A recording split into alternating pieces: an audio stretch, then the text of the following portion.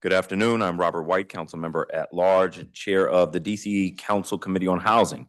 Today is Thursday, April 23rd, 2026. The time is 3:05 p.m. and we are meeting in room 500 of the John E. Wilson Building, as well as on Zoom. I'm calling to order this public budget oversight hearing of the committee. Before we jump into it, I want to take a moment to explain what a budget oversight hearing is and why it matters to our communities. On April 14th, Mayor Bowser transmitted her fiscal year 27 budget proposal to the council.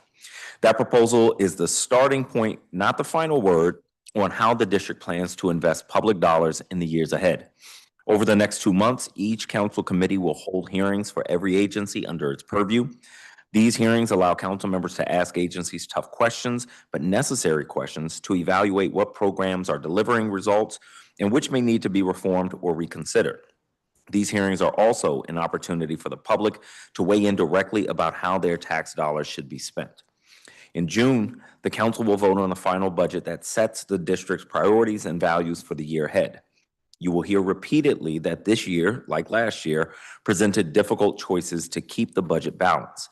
That is true, but while we may need to make hard choices, it is our job to make sure they are the right ones. What we hear over the next 2 months will guide these decisions, and we take that responsibility seriously. Because at the end of the day, the budget is not just numbers, it's a statement about how we serve our residents and the kind of city we want to be. Today, we'll hear from all public witnesses who have signed up, then turn to our government representatives. First, we'll have the Office of the Tenant Advocate, led by Chief Tenant Advocate Johanna Shreve. OTA serves as a voice for the tenant community across all levels of government. They educate tenants about their rights, provide legal representation and policy advocacy, and offer emergency housing assistance when people have nowhere else to turn. If you're confused about a utility bill, facing eviction, or need a short-term hotel stay, OTA is a vital resource. Because the proposed budget is essentially unchanged from last year, today's hearing will focus on the agency's performance and whether level funding is sufficient for the agency to fulfill its mission. Next, we'll turn to the Rental Housing Commission. The RHC is a small independent agency with 3 main responsibilities. 1, resolving appeals that arise from the Office of Administrative Hearings. 2, issuing rulemakings for legislation related to the Rental Housing Act. And 3, certifying the annual rent adjustment for rent-stabilized housing. The RHC was led by Chief Administrative Judge Adam Hunter until last month, when he was appointed as a magistrate judge in Superior Court. I guess Judge Hunter heard my repeated complaints about judicial vacancies and took it so seriously that he decided to go fill one himself. So we do wish Judge Hunter the best in his new role. An interim leader has not yet been named, so today we will speak with General Counsel Dan Mayer about the Commission's operations and efficiency goals under their proposed budget, which remains largely unchanged from last year. Finally, we'll hear from the Office of the Advisory Neighborhood Commissions, led by Director Kent Bass. OANC is a small office with an outsized mandate. It supports 46 independent ANCs citywide with training, technical assistance, financial guidance, and administrative support.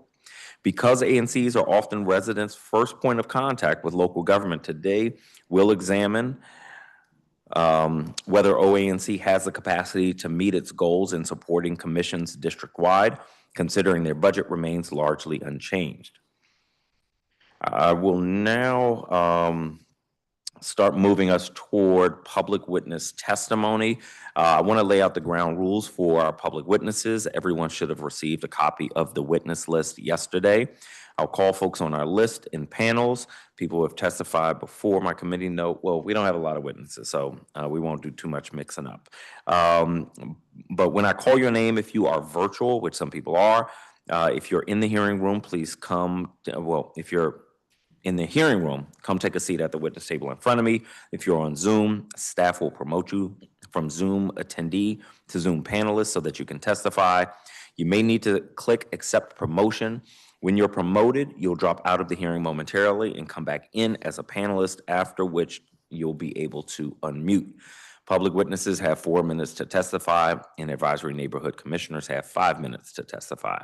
After that, we'll hear from our government witnesses who have 10 minutes to testify. Last note, if you see me and my team looking down during your testimony, it is almost certainly because we are taking notes or my team administering the hearing.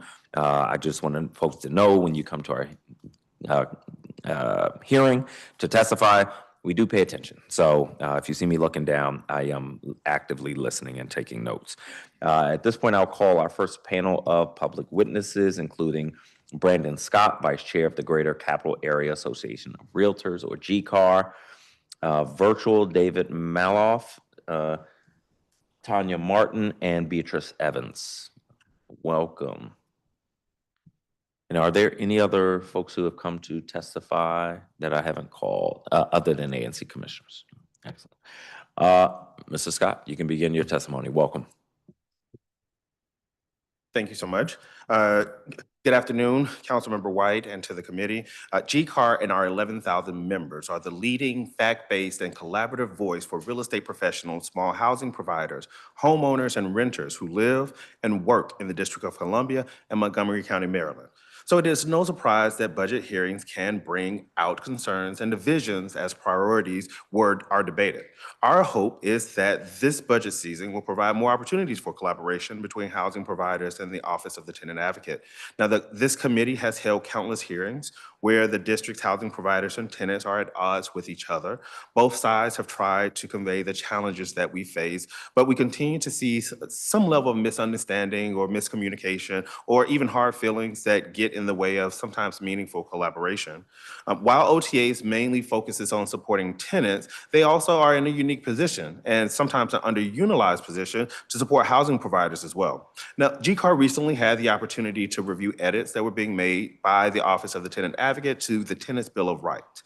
And while we appreciate the opportunity to provide feedback and to review processes that are highlighted, we highlight that there is a great deal of time and energy that has been dedicated to discussing providers' responsibilities. But comparatively, very little is done to ensure that tenants understand the responsibilities that they have as well. So we encourage the council and the Office of the Tenant Advocate to work with housing providers to make strategic investments in the Office of the Tenant Advocate's budget that allow for greater effort in educating tenants and providers on that partnership that is required to ensure that the district's rental units are safe and habitable. Now, GCAR sent a letter to OTA directly seeking opportunities for further conversation on the tenant and provider collaboration. And we eagerly await that response. And so we appreciate the opportunity to share our association's perspective, and we encourage you, we are eager to answer any questions that you or your committee may have. Thank you very much. Beatrice Evans, welcome, Ms. B. Hello, can you hear me? Yes, we can. Okay, great. Well, good afternoon. My name is Beatrice Evans, and I live in Ward 7. And I've been a renter for over 50 years. And most of my experiences have been positive. However, there have been times that I had to sought help from the Office of the Tenant Advocacy, not only for myself, but for others. And so I'm advocating today that you continue to fund the Office of Tenant Advocacy, because the more I engage them, the more things I find that they are that the tenants need them for. We need to have direct access not only to their legal counsel, but they keep us updated on information and on legislative changes that affect us renters.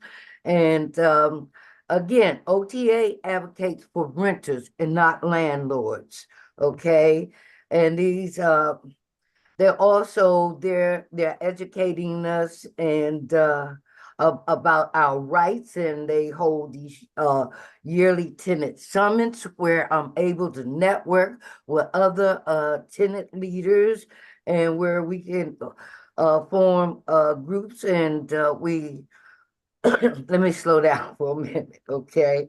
And like I said, we get to network with other tenant leaders, and we learn about each other's common issues and what steps they took and what kind of technical support they got. So we really need the Office of Tenant Advocacy. And they also help us with stuff like finding out about these landlords who do business in DC without a license. And as I said, we need them to be an ally and to keep us updated and informed about legislations that keep changing, like the TOPA Act and the Rental Act and these other components of the court system. And so if you have any questions, I'd be glad to answer. And that's why I haven't been to your office so much, because I've been going there. Thank you for your time. Oh, well, you must have known that I was going to say I miss seeing you, Miss B. Um, but sometimes you come with the fire. So go ahead and go to the OTA. So let me actually ask you, Ms. B, referring to Brandon Scott's testimony, one of the things he suggested is in addition to assisting, at least I think this is how I digested your testimony, in addition to just assisting tenants with tenant issues, do you think that we, whether through OTA or another means, should do more to educate tenants on their responsibilities? Well, as if they knew what their rights are, they know their responsibilities. Um, People know the what they're supposed to do and not supposed to do. If you're supposed to have an animal or not, but when these services when they don't get them, uh we have such poor management. uh all they know how to do is complain, and especially with senior buildings where people so uh frail and don't know their rights, and all they know how to do is they go complain, but they're in these wheelchairs and they got pacemakers and stuff, and they can't confront these managers the way a healthy senior like myself can. And because I know my rights. And but we definitely, I like when OTA, I have them come out at least once a year to my tenant meeting, and they come prepared with a lot of information and numbers of who to call. And maybe I need to do that twice a year. Mm, Yes. yeah. Okay. I appreciate it. Mr. Scott, what are some of the issues that you see or hear about that make you suggest that we do education for tenants in addition to providers? The education that's needed is one that creates parity with the rest of our jurisdiction, our counterparts, and I think the base issue that DC is looking at is competitiveness. We need to identify ways the city can be competitive, but also protect what we have gained and protect those who need to be served. Maryland and Virginia both recognize that you have both rights and responsibilities. You, as the council member, have the responsibility to put on this hearing, but you know the right and the responsibility are completely separate things. And understanding what you can and cannot do as a homeowner is important. You have the right to quiet enjoyment of a property, but you also have a responsibility to make sure that you give the landlord access to the property. Too far and too many instances are real estate agents coming into the transaction. People don't just wake up one day, you're not selling your house now. You sell it when you have a need. And we're normally dealing with people who have a need at that time. And it's important that if they know what their responsibilities are as a homeowner now and their rights, then they know that it should be equitable on the other side of the transaction. What we're asking is for a level of parity. The law is very clear, whether it's the 1980s Rental Act or the current Rental Act or anything in between. There are things that you are responsible for as a homeowner, and there are things that you are responsible for as a tenant. And when we don't make sure that everyone, even in a government document, knows that, it is a misservice to everyone when we proselytize that we want to ensure that everyone in the city can live in the city equally. Everyone should know what their rights and responsibilities are. That minimizes the confusion that we often see in the transaction. And then I can tell you now there's a financial cost to it. I'm currently in a transaction and I'm selling my neighbor's house. He does not want to sell his house. He has reduced the tenant's rent from $2,900 to $1,500 to allow it to be more affordable for them. They will not leave. The lease has ended, and they send him messages from ChatGPT where they use OTA's laws, and they say, if you give me $15,000, even though we're more than $10,000 behind on the rent, then we'll vacate your property. I cannot show it. He cannot sell it. He covers that cost. He lives out of state. They think it is their right to live in that property. They have the right to stay there. They do not have the right, they cannot be removed. They don't talk about their responsibility. Do you think, I mean, do you think that's an issue with them not knowing or them taking advantage?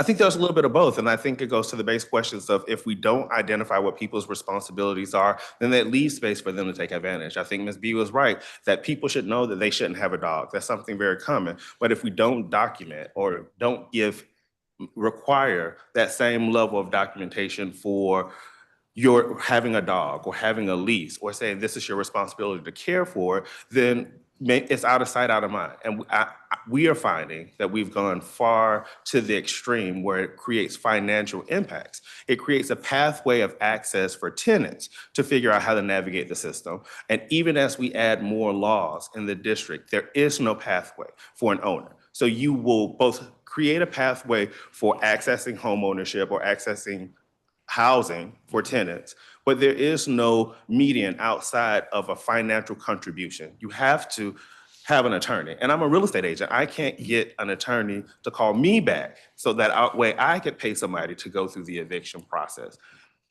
There is no equity in the system when it comes to landlords. And they, at one point in time, if we're honest with ourselves, they were the exact same renters that you sought to protect. And they made the decision to become homeowners. And then they later made the decision to become investors and to rent their property out.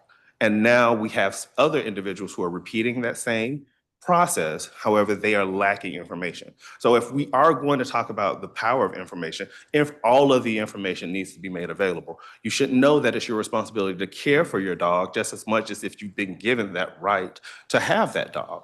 And so I think those are where we're missing some key gaps. Understood. I appreciate it. All right. Well, let's think through that. And Ms. B, you said a little more of the tenant rights education would be helpful?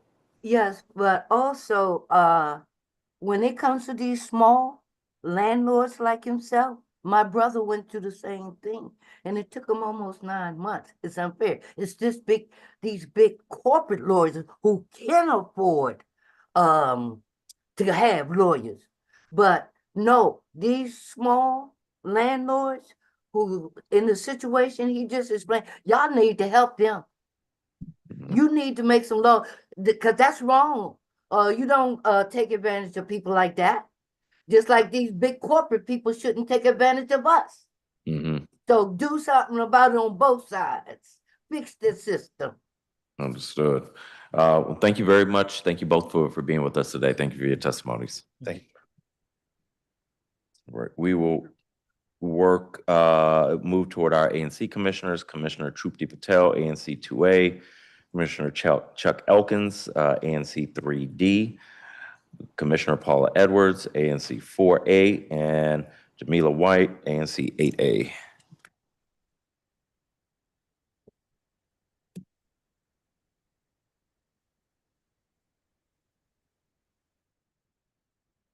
Commissioner Patel, you can begin your testimony.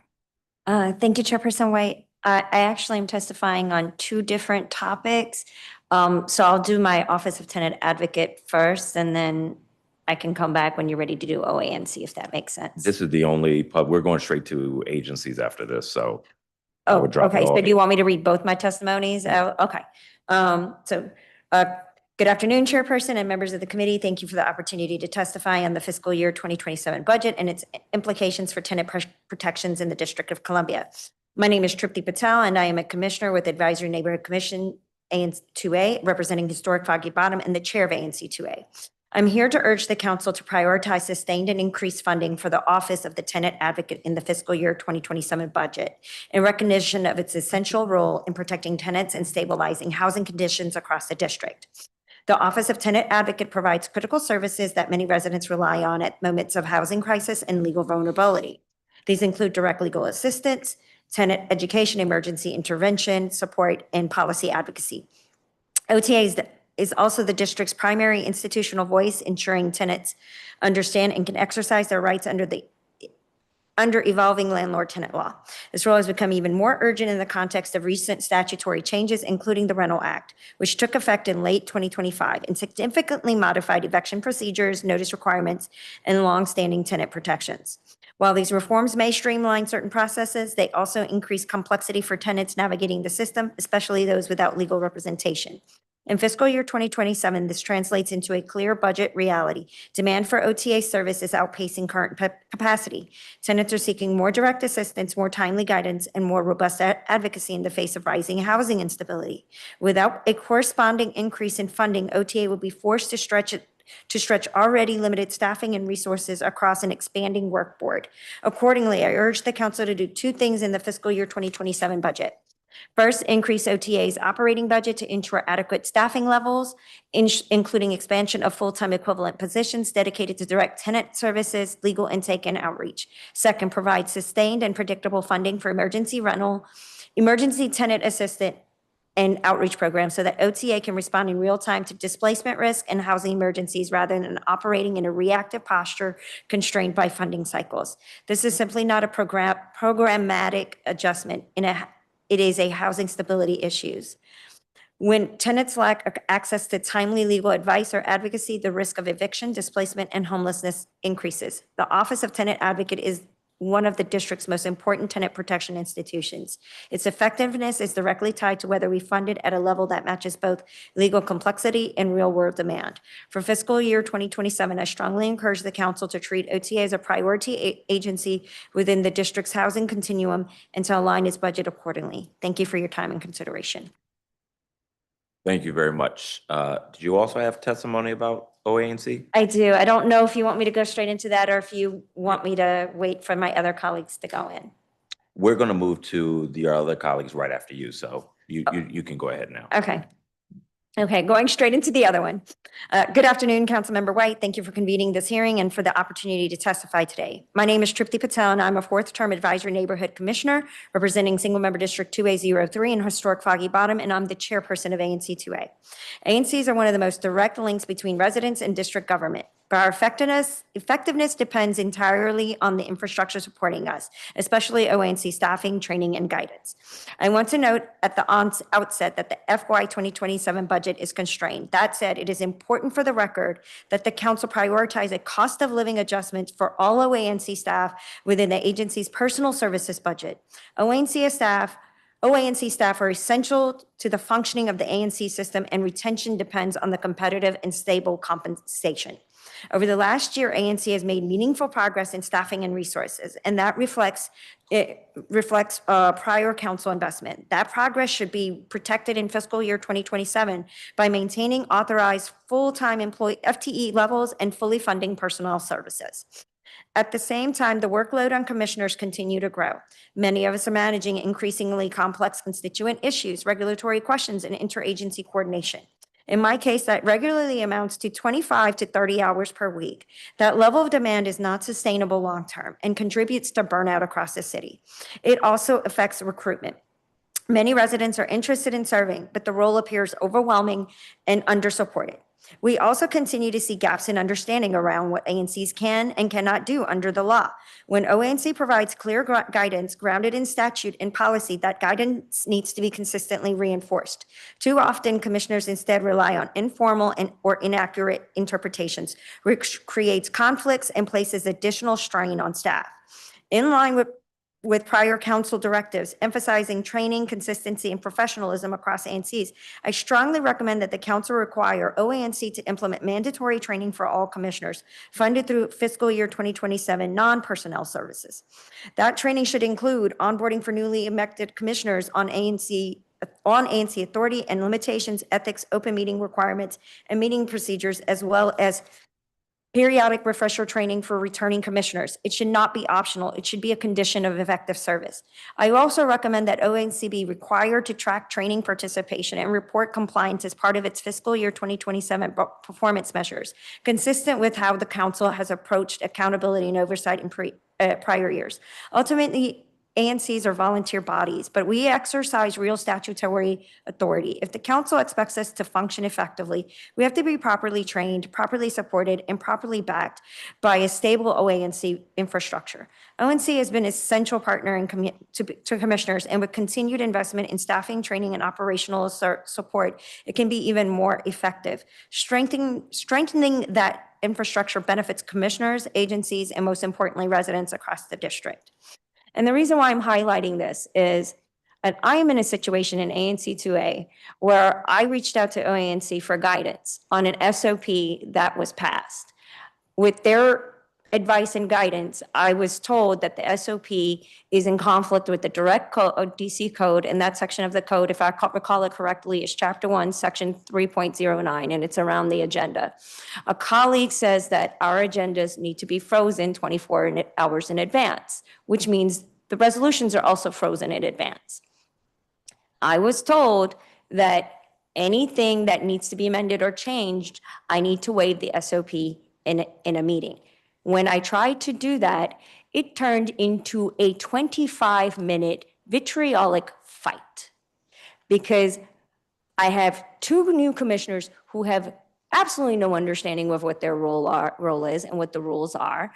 And then I am getting literally screamed at saying that I am being personal, like every single thing that I could be told, I was told. And I'm simply trying to follow the proper guidance that's been given to me. And this is not OANC's fault, but I'm sitting here to say that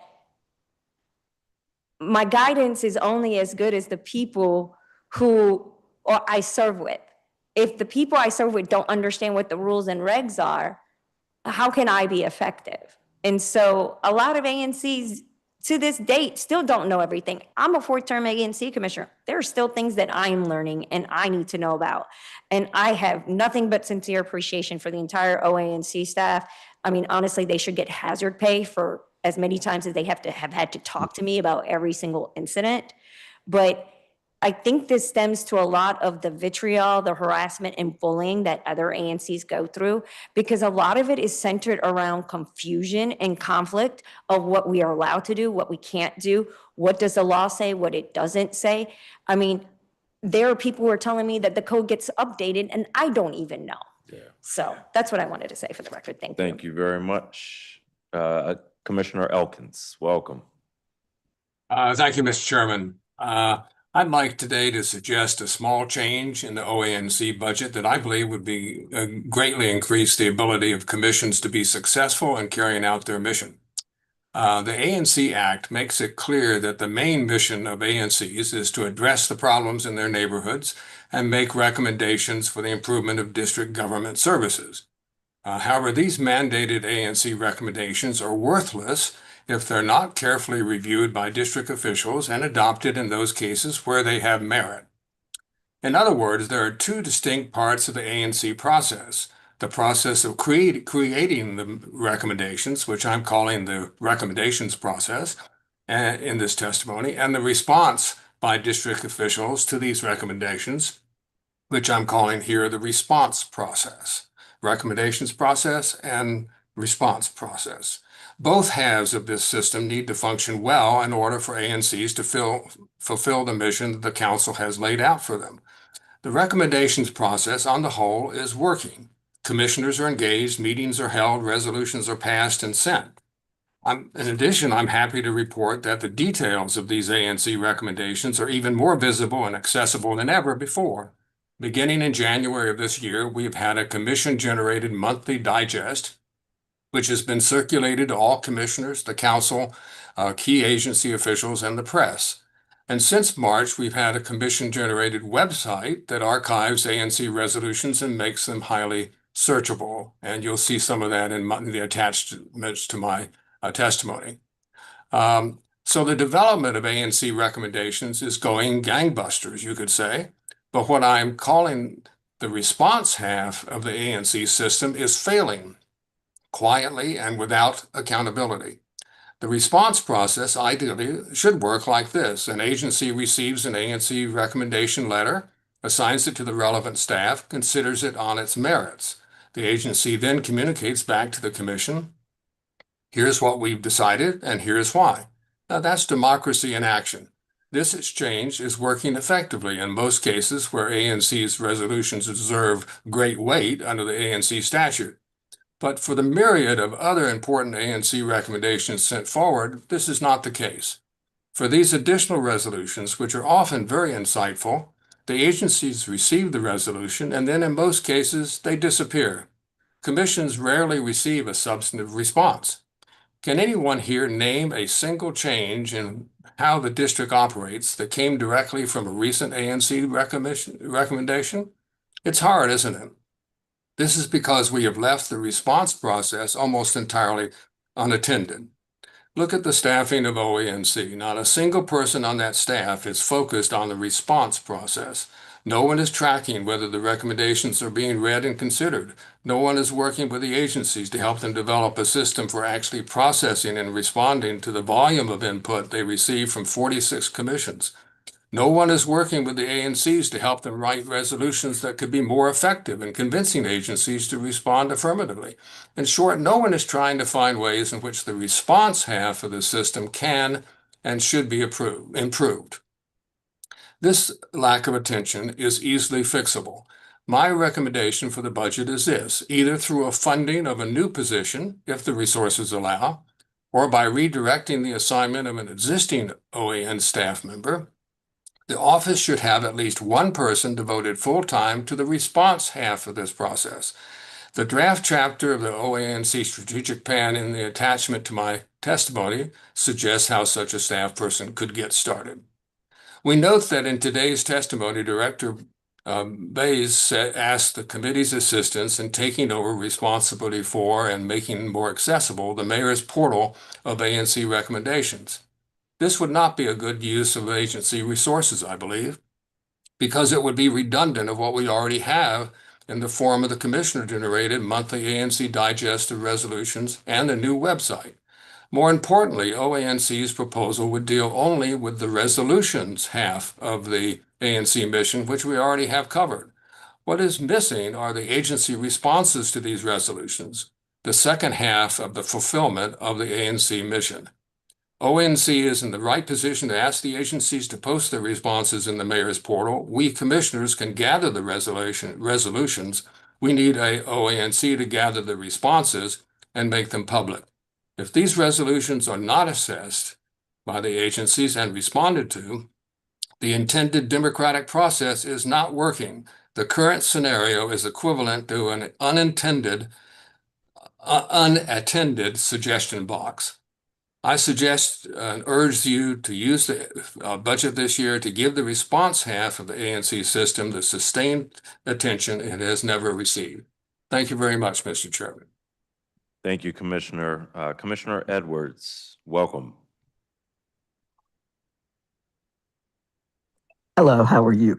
I also have two testimonies, one for OT, one brief one for OTA and the other for OANC. So, Excellent. okay, I'll begin with OTA. Thank you for giving me the opportunity to testify today regarding the Office of Tenant Advocate. I've only recently become acquainted with this very important part of DC government. I've corresponded with Ms. McEntee and have attended the excellent OTA training for ANC commissioners and the public. I also attended a tenants meeting that was guided by a representative of OTA. They have been invaluable and assisting this new tenant group to organize and to advocate for themselves and to understand their rights and responsibilities. OTA should be fully funded and their budget increased if at all possible. I will submit my written testimony for your consideration. And for OANC, again, thank you for giving me the opportunity to testify today.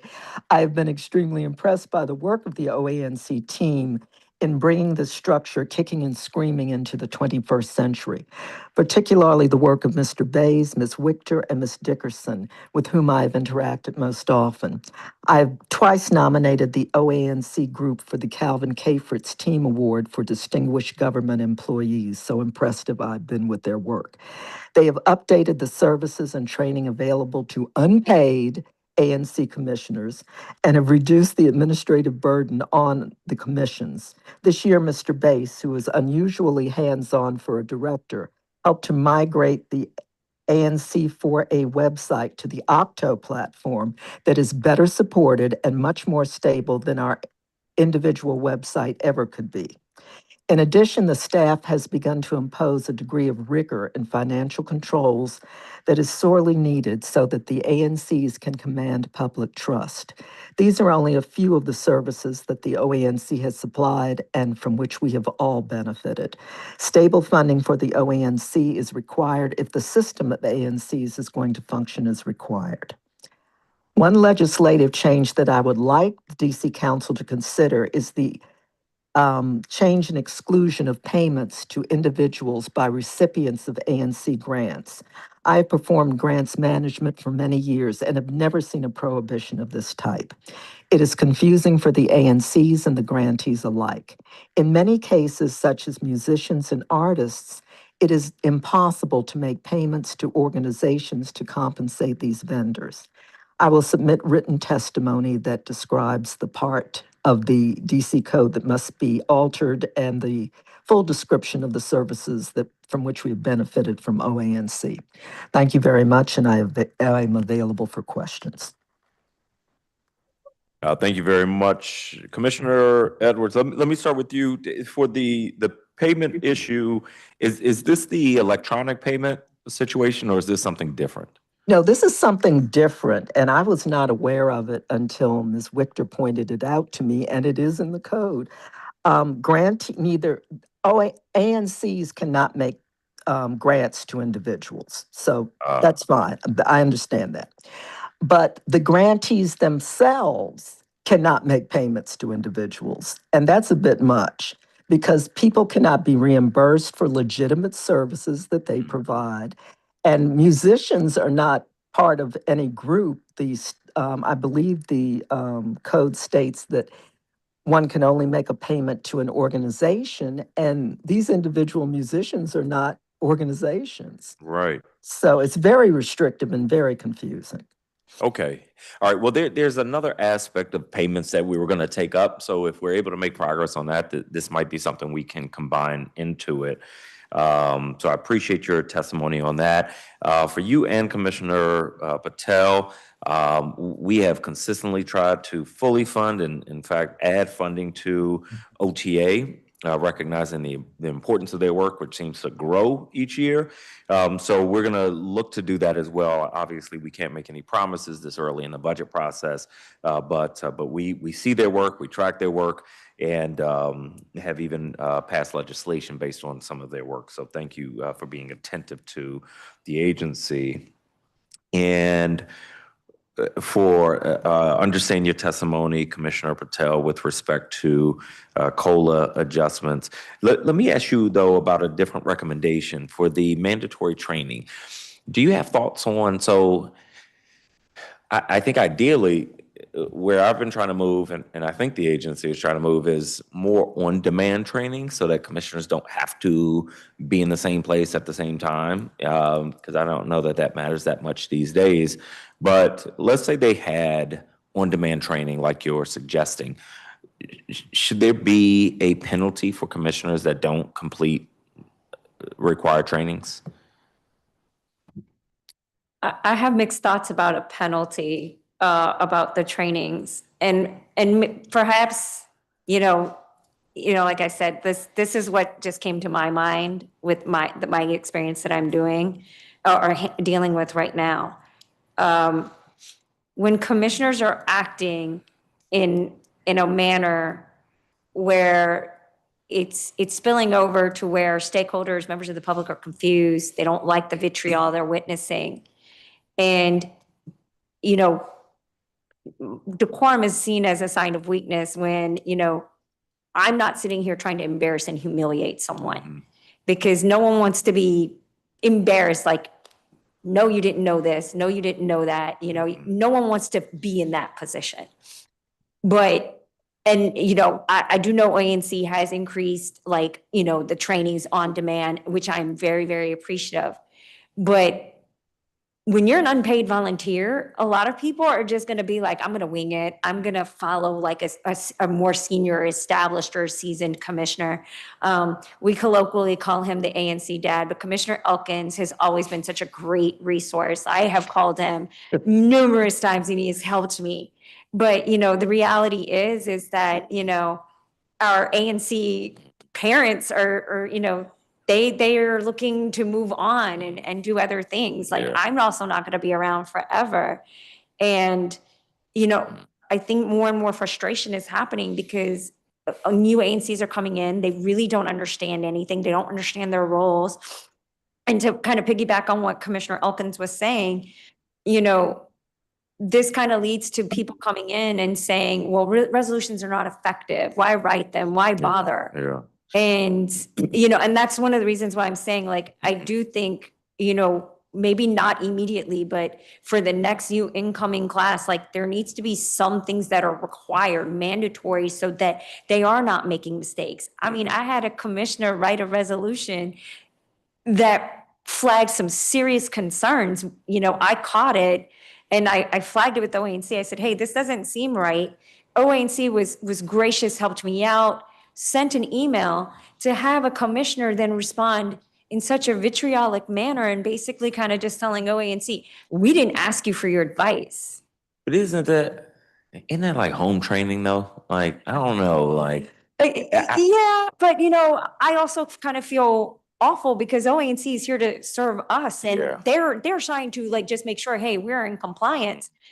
And the then commissioner decided to use crude, profane, vulgar language towards an agency director. Mhm. And it's kind of like Yeah. you're getting angry at someone who is trying to keep us in legal compliance. Yeah. And I'm getting vitriol Yeah. because I'm just trying to make sure we're in legal compliance. I hear you. I tend to think the closest thing to a solution is expanding centralized supports because, like, when you get elected to the council, you can work to understand the legislative process or you cannot. And but at least we have smart staff. So, there's only sort of, a certain bottom that you're likely going to hit. But being a commissioner is a lot, and having to learn all of these rules and procedures, not to mention the politics and navigating personalities, it is a lot. And I'm just not sure. There's some people who are going to do the work to understand the rules and the procedures, and there's some people who aren't. But what kind of supports do we put in place so that there's not such a steep learning curve for commissioners? So we have to think through that. Let me turn to Commissioner Elkins. You may have thoughts on that, but I also want to talk about and I know we've had this conversation before. Forgive me that I'm not remembering the answer to this, Commissioner Elkins. So agencies don't listen to ANC commissioners. They very often don't listen to council members. And you're suggesting that we have an OANC staff person who work on getting responses from agencies. Why do you think this would work? Well, I think that it's not a matter of forcing the agency to do something. It's a matter of working collaboratively with the agency and saying, we know you're getting a number of resolutions from 46 different commissions. I think Sharon Kirschbaum said the other day that she's just overwhelmed by all of the things that come in from commissioners and from the public, and it's hard to handle it. So part of it is to work with these agency heads and their staffs to say, okay, how are we going to have a good system that allows you to read these and give some feedback? These commissioners spend a lot of time on these resolutions, and they deserve a little time back from the agency in terms of respect, but also because on the merits. So I think there's a lot that can be done cooperatively. It's not a matter of OANC having the authority to force them to do something. That's not the thought.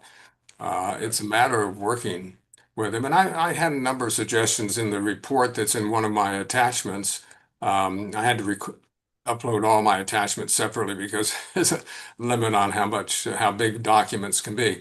But you'll see on page 7 of the draft chapter that I wrote for submission for possible consideration and the draft strategy, a number of suggestions. I think this is a task that's quite doable, and I have no doubt about it.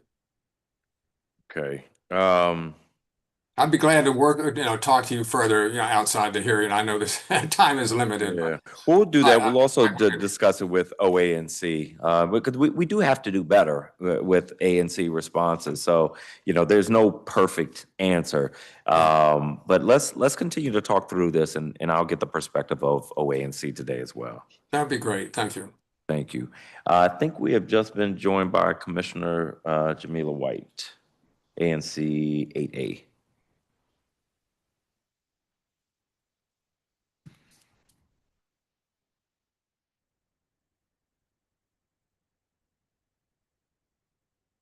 Let me allow, I know some folks have time commitments, so I don't have any additional questions for Commissioners Elkins, Patel, or Edwards, so I want to thank you all for being with us today. Thank you so much. And Commissioner White, you can begin your testimony. Welcome, made it just in time. Thank you, everyone. Can you hear me? Yes. Okay, I'm trying to change my audio. I'm sorry. I appreciate you, Councilmember White, and other members of the committee for hosting this hearing on the Commissioner Jamila White from 8A05. I'm also chair of ANC8A, even though I'm testifying today in my individual commissioner capacity. I just want to say I am so grateful for the Office of ANC and the support that the Office of ANC provides to us commissioners, especially those who are chairs.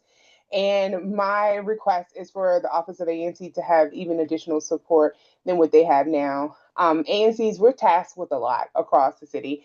And each neighborhood, each commission, each single member district has its own unique characteristics and things that we are all managing. However, in some of our communities, because of systemic inequities and disinvestment that has happened for decades, we're having to deal with issues that are compounded and compounded and compounded. And so we are swamped. I would just say in my single member district, there has been 4 shootings in 5 days, which has resulted in 3 lives taken, right? And so between the communal and sometimes domestic violence, people's needs, in terms of their survival needs, their housing needs, their utility needs, their caregiving needs, their needs for burial support and assistance, their education needs, school needs, all of these different things are many members come to their ANC for support, especially when they've gone to other government agencies and just haven't gotten the response. And on top of this, we're dealing with a whole set of administrative and operational issues. For many years, the OANC has been very helpful for me during my time as chair in helping us make sure our reports were in compliance, especially our financial reports. And then they put in more kind of automated systems. But as commissioners have changed, people are trying to learn the ropes. It's still a overwhelming administrative burden on ANCs, especially those of us that do not have capacity and additional capacity that may be needed to keep up with the demand. So I have requested and asked for the Office of ANCs and provided suggestions that they hire additional staff so that they can support operationals and the operation admin of ANCs across the city, maybe 1 per ward, especially when it comes to our financial management and our financial reporting. I would be more than happy is that if we didn't have to deal with finances at all and we just send a list of procurements and what we needed done to the Office of ANCs and it gets done. But there is additional capacity that's needed for commissioners. And I'll just speak for those who are in 8A and ones who I've talked to west of the river. We have advocated for hire 1 person that can support all of Ward 8, for instance, ANCs with our admin, our reporting, and our financial management, our record keeping, making sure that our websites are up to date and our minutes are on top, and all other administrative duties on top of ANCs so that we can continue to do the work in the community. Because when you are ANC officer, especially, it could feel like a full-time job on top of many of us who already have full-time jobs on multiple jobs and multiple responsibilities. So I hope that we can take an opportunity to really see how more funding and resources, staff resources, can be provided to the Office of ANC to be able to provide those to individual commissions to help us. I also think that there are a lot of ANCs who are not using our allotments right now for various different reasons. And so there is some surplus of funding that could be used to either push that to ANCs that do need resources, maybe to hire staff. Even that hiring process takes like 7 to 8, 9 months when you're an ANC just to try to hire somebody, a consultant that can come and help. But there's money just sitting the ANCs aren't using that could be used for additional resources and support staff for commissions to be able to tap into. And so I don't know if I have 50 more seconds or I'm 50 seconds over. Do I have like, is the red mean No, over? you got 42 seconds left. Okay, yeah. So there's a lot of money sitting in commissioners' accounts that are not being used, and that money I advocate should be redirected where additional support can be added in terms of staff capacity or put into the OANC's Technical Assistance Fund and General Fund pool for commissions that are low on resources and need more to tap into. So that is my testimony. I appreciate you all being here, and overall, I hope that we can get at least two more folks in the Office of ANCs that can take over some more of the administrative and financial requirements for the commissions that need it. Thank you. Thank you very much, and thanks for being with us. So we have, you're right, it is a huge burden to be an ANC commissioner, which is the reason we've added several full-time positions in the office, technical assistance, IT, giving support for new websites, and increase the allotment. But you all do need more. That's what I'm continuing to hear. It's coming out in different ways, but commissioners need more support. It is a heavy role. It's going to burn you out.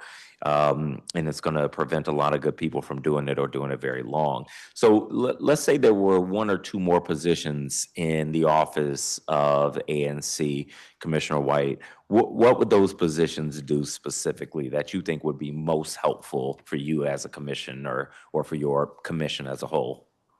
Financial management and support of ANC funds. The fiduciary requirements are strict. How votes need to happen, how minutes need to be to appropriate for those fiduciary funds and everything. But I think that if commissions did not have to manage that financial aspect, especially commissions that give out grants.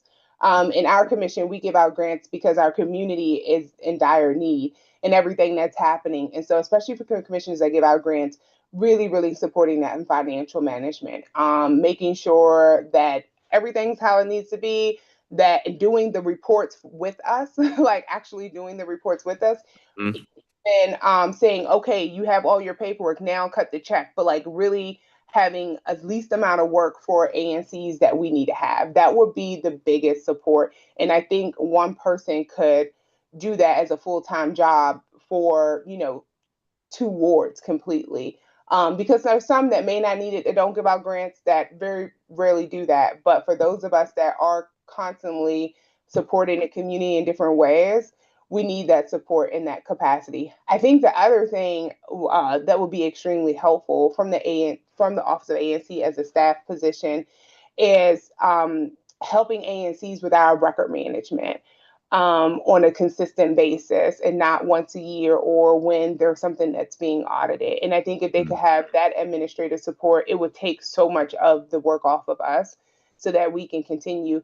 I appreciate the Office of ANC. They let us know when hearings are coming up and stuff, but if they have more staff capacity to give us, I think we would see more commissioners being able to testify at oversight hearings, budget hearings, and all of the other hearings that come up throughout the year, and kind of engaging some of that people representation and responsibilities we have.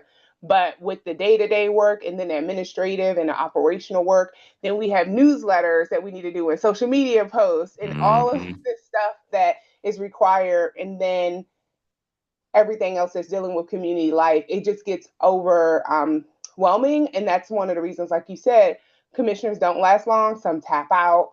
And you really kind of have a life cycle on how long you can do this work. Yeah. Okay. All right. Well, that's very helpful. I appreciate that. I do think you hit the nail on the head with one of the biggest needs is the financial management treasurer work. That's the position and the issue that I hear most consistently. So let us work through that and see if that's not a place that we can figure out how to expand or improve. So I appreciate it. Thank you, Commissioner, for being with us today. May I say one thing really quickly? Yes, Commissioner Councilmember? Edwards. Please don't let ANCs hire people. I'm serious. I just got a commission out of a situation that they have been in for, I think, 2 or 3 years, resulting from, they don't have the human resources expertise, they don't have the tax expertise, and also it's confusing because they are a government entity. And IRS sometimes gets confused about what they are. DC government gets confused. So if they're going to hire people, it has to be as contractors and 1099 NECs. That's the preferable way to do it. But they really need to consult with OANC before they start hiring people, because I had a mess when I came in, and other commissions I know have had a mess with this. Okay. So we really need to consider that before we start hiring people. Thank No, you. absolutely, Commissioner Edwards. I mean, a 1099, even working with the OANC from the job description and helping us get it out, that whole process, like we don't even want to deal with that. Like we just need admin Yeah, I to know. help I us. mean, they didn't know what it was. When I was talking to the commissions, they didn't know what a 1099 was. So Yeah, it was fun. And Councilman, I know we're over, but it seems like every commission, we're always constantly recreating stuff, like templates, forms, everything's recreating. Contact this commission to see what they did. Like just centralized knowledge management. You click on it, every template you could ever want to need, a 5-minute video on how to use it and keep it moving. But knowledge management and financial management, I think, are the biggest supports. I appreciate it. Yeah, I think with the financial management piece, that would probably require an additional FTE for the database with documents. That doesn't require law. If it needs funding or something, I would need OANC to let us know. That's something we could help with, because we have heard that from commissioners before. But I think that's right. Okay. Anything else, commissioners? That's it. For funding, you can take some of it from all the money that's sitting and not being used. So I don't speak for all commissioners, but there you could look for some funding for money that's not being used by commissions, maybe. Excellent. All right. Well, thank you both, and to the other commissioners who have departed, and to our other public witnesses. Thank you for being with us today. We are now going to turn to our first government witness, which is Johanna Shreve. Thank you, Chief Tenant Advocate with the Office of the Tenant Advocate.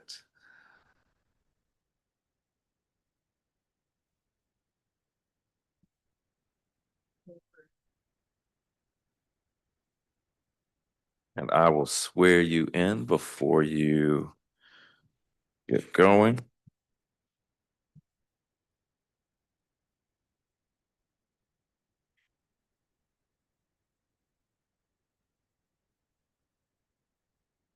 Do you swear or affirm under penalty of perjury that the testimony you are about to provide to the Committee on Housing is the truth, the whole truth, and nothing but the truth? Thank you very much. Welcome, and you can begin your testimony.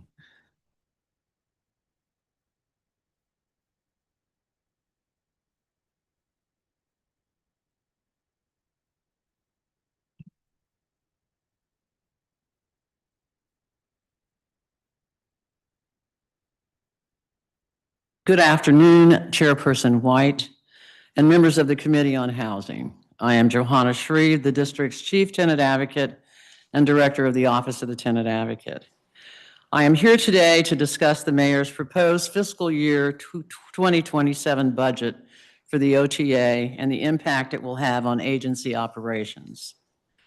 The Mayor's proposed budget of $4,525,369 for the OTA for FY27 represents a 1.4% increase over the approved FY26 amount of $4,461,316. The major upward and downward adjustments as compared to the FY26 approved budget are A net decrease of $200,000 in the Emergency Housing Assistance Program, bringing the total down from 770 to 570, which represents a 26% reduction. A net increase of roughly $159,000 in personnel services spread across multiple agency branches. An increase of $50,000 for the Tenant Summit for a total of $125,000, which is used for various outreach purposes, including planned educational activities focused on women and affordable housing and returning citizen renters. A new appropriation of $50,000 for litigation activities, specifically depositions and expert witnesses. A decrease of roughly $31,000 for advertising and other less significant adjustments for items such as subscriptions and miscellaneous office expenses. Recognizing the district's challenging fiscal environment, I wish to thank the mayor for funding the Emergency Housing Assistance Program for FY27 at the pre-FY26 appropriation level of $570,000. I also thank you, Chairperson White, for your longstanding commitment to this critical program as reflected in last year's $200,000 enhancement in the current budget and your letter last month to the mayor, which called for full funding of the emergency housing program in FY27 at the current fiscal year level of $770,000. Enhancements for EHPAP are generally justified by the agency's perennial need for mid-year funding infusions into the program due to increasing public demand, which has continued into the current fiscal year. By the end of the second quarter, the agency spent 65% of the FY26 appropriation. More specifically, $504,709 of the $770,000 that has been appropriated. This leaves a little over $265,000 to provide emergency housing to tenants during the final 2 quarters of FY26. As the chart below shows, the agency's FY26 expenditures to date have served 59 families displaced by fires and 73 displaced by closures. Displaced families served by the program in FY26 to date by cause of displacement. The demand for the assistance is further demonstrated by the agency's experience in FY25, when a mid-year infusion of funding was necessary to carry out the program through the end of the year. For example, in the first 2 quarters of FY25, we spent $474,000, or 83% of the $570,000 that had been appropriated, requiring a mid-year infusion that brought the total for the program in FY25 to $1,014,000. In FY26 to date, the agency has spent $2,277,099, which is 51% of its total appropriation of $4,461,316. In FY25, the committee provided the agency with funding for a dedicated litigator who joined our legal branch this past January. Currently, the legal branch is working on a total of 9 active litigation cases, with the new dedicated litigation attorney also preparing roughly a dozen more cases for affirmative litigation. The pending litigation cases cover various areas, including housing code violations and landlord retaliation. The agency is focusing its litigation activity purposefully, keeping in mind the ultimate goal of maximizing our public interest impact. Building on a promised start, we will soon fill a vacant vacancy which came in the legal department with a second litigating attorney. We have gone out on recruitment. I have just received all of the resumes, and so by the end of May, I will have a second litigator on board. In addition to upgrading the agency's litigation activity, the legal branch is also helping to stand up the agency's emergency housing reimbursement program and is currently working on a $260,000 reimbursement case. This past Monday, the agency has secured its first $15,000 in reimbursement for the program. Regarding intakes, OTA staff has handled 5,816 intakes in the first 2 quarters of this year, which is a monthly average of 969 compared to FY25, which was 795.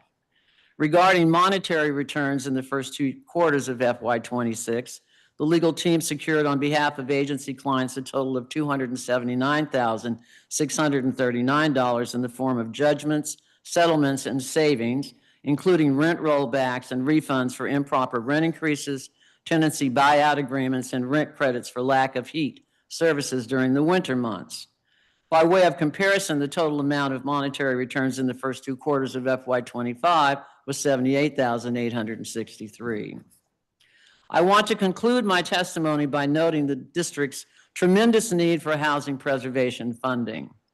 The agency's experience with the emergency housing program tells a part of the story, and I have brought today for you a chart, which we handed to your staff, to show you that in the first half of the year and the 73 closures, it was interesting to look at the issue of preservation. If you look at the chart, you'll see that the buildings, and I wanted to make sure I knew when the buildings had been built. You'll see that some of them started in 1870, which was 7 years out of slavery. The most recent are 2 that closed in 23 and 24, which says something about new construction in the District of Columbia.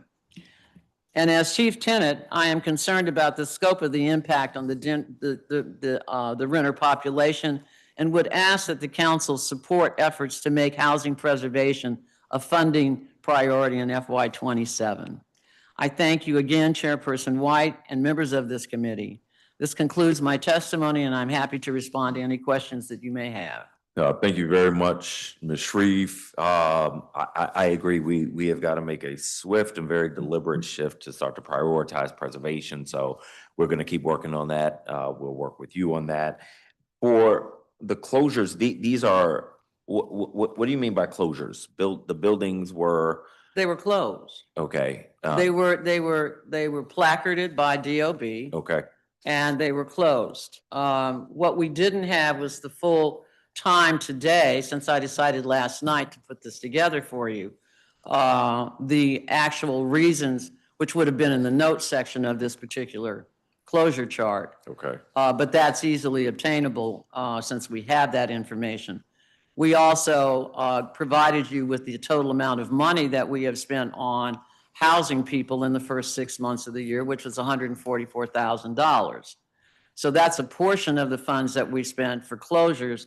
We did not include the money that we spent for those fire victims. Okay. But I thought you would be interested in looking at the years in which the properties were built. Yeah. If you look at the chart, which is on the back, it shows you it starts in the 1870s and it ends in 2013 or 2023 and 2024. But the bulk of them are between 1916 and 1965. Okay. That's when they were built. So it means that we do have a variety of properties out there that are in serious need of preservation. And it seems to me that this is one way of us looking at that particular issue with data that's very sound. Okay. Some of these closures are temporary, right? So I see one of them, the last one on my chart, which was built in 2024 or opened in 2024. There's a water issue, I guess a pipe burst. Yes, it's a condo. Okay. I made sure I knew what the 23 and the 24 buildings were, what Okay. type of buildings they were. They're condos. Okay. So not like permanently condemned, but still a structural issue. But closed because they flooded. Yes. Okay.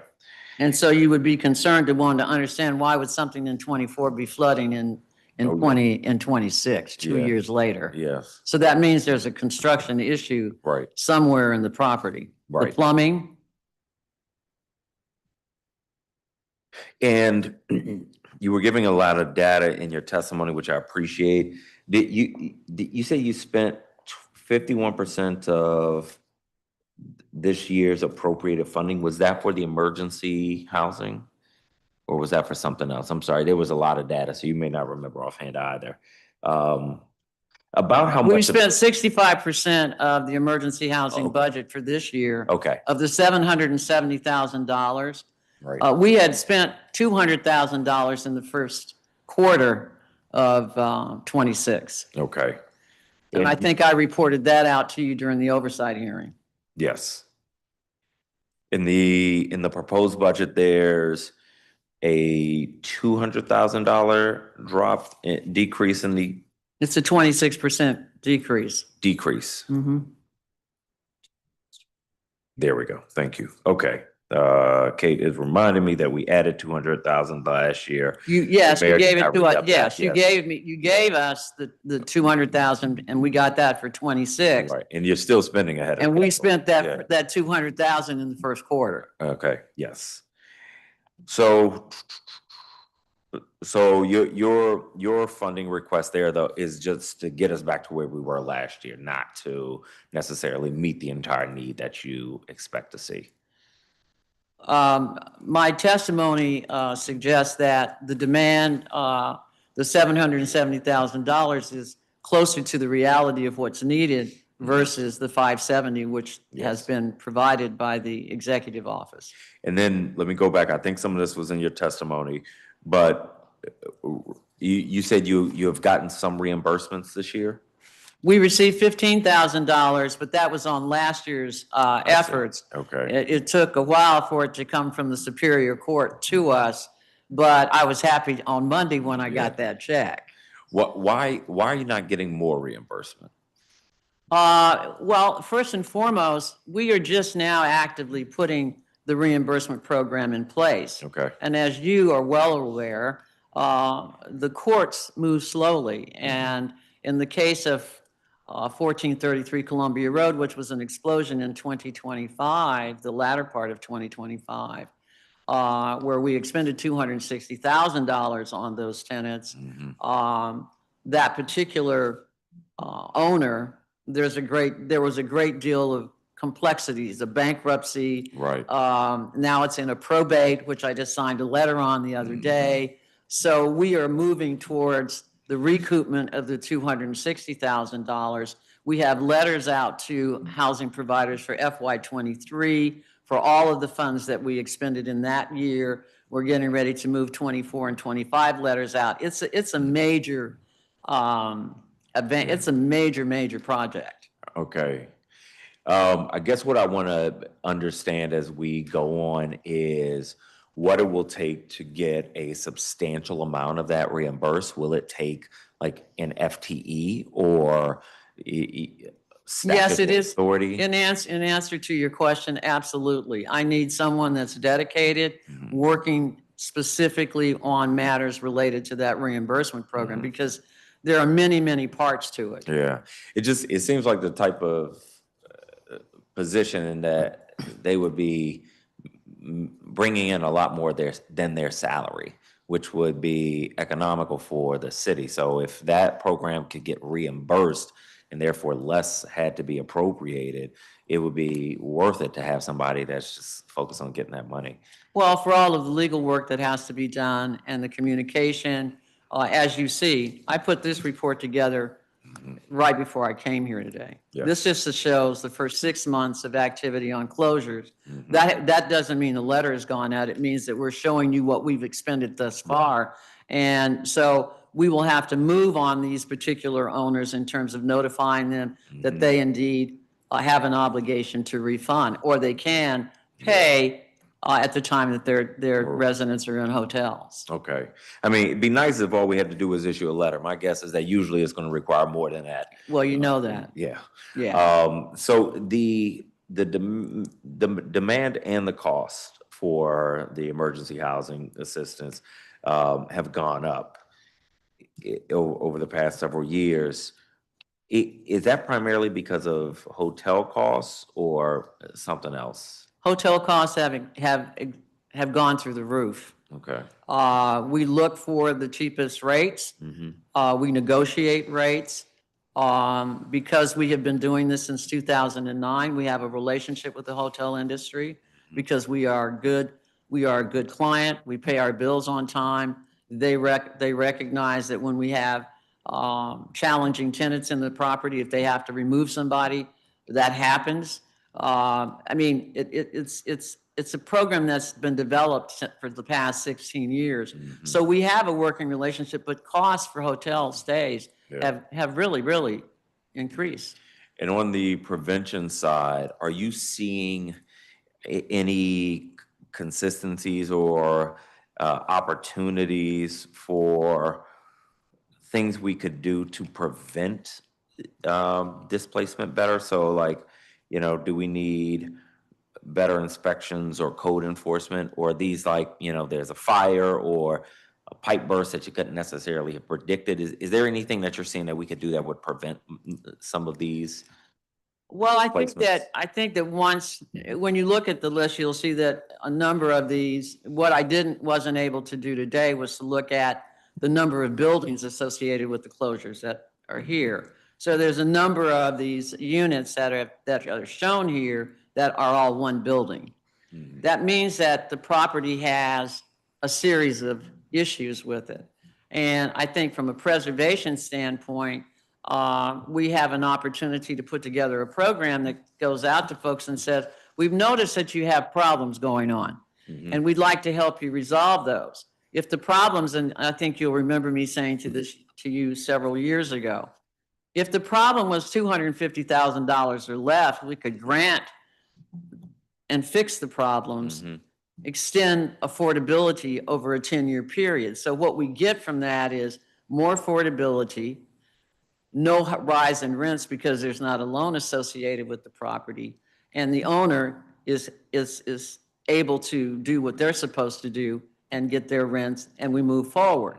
If the property requirements were above a certain amount, then they would go to the loan level, and that would be another kind of discussion that we would have to have. But I think that when we talk about preservation, we as a government need to look at how do we govern and get some of these smaller properties back online so that there's a quality of life. And we also have to look at the repeated offenders, which your office has asked us about. And so now we're going to be able to look at the owners, which they are working on as we speak, to tell me who owns these particular properties so that we can look at whether or not, and we know that some of these are Ras Julians. We already know that. So they're already in court. So there's a suit going on about that, and we'll probably receive some of the funding as it relates to anything that's recouped. But this is a way for us to start looking at how does city government play a role in helping to bring preservation on an active level where we are engaged and we have an ability to figure out what to do with some of these particular properties. Okay. But the Department of Buildings does have a record. I mean, they have the dashboard that will tell you every defect associated with the closure. Okay. One of the proposed budget increases, I think, is $50,000 for Litigation. the summit, Yes, to add to the summit. tenant summit. And also other activities. Okay. You may not be aware, but there is another tsunami coming our way from the affordability side, and that deals with reduction in TANF. In October of 26, the federal government proposes to reduce TANF to families. When that happens, we know that will also impact housing. Yeah. So we need to begin to look at what we need to do. So I know that the DC Policy Institute has taken on the TANF side of the conversation. They've had focus groups, and I plan to meet with them to see if we can partner to sort of talk about what can we do to sort of change the environment, such as, does it make sense for the government to consider looking at the TANF calculation to see if there's a housing component involved in the amounts that they receive? And if they do, should we talk to participants about volunteering that housing amount directly to the housing provider so we eliminate evictions and we provide funding directly to the housing provider from the tenant side, and then they get the rest of their 70% from the government side. So now we close the gap on these individuals losing their homes and their children being found homeless, because the grants are on behalf of children. And we want to make sure that these children are safe. Right. So I think that conversation obviously needs to be undertaken with the Department of Human Services. But from my standpoint, from the standpoint of the tenant rights side, we need to be able to also begin to talk to these mothers, these single family parents, about the roles and responsibilities because it is going to be really important. Right. Okay. And there's nothing about the TANF program that would prevent us from covering that delta that you know of? I don't think so. Okay. I would hope not. So in terms of outreach, obviously OTA hosts a lot of events every year. You know, like any event or series of events, turnout will widely, depending on topic, format, weather, whatever.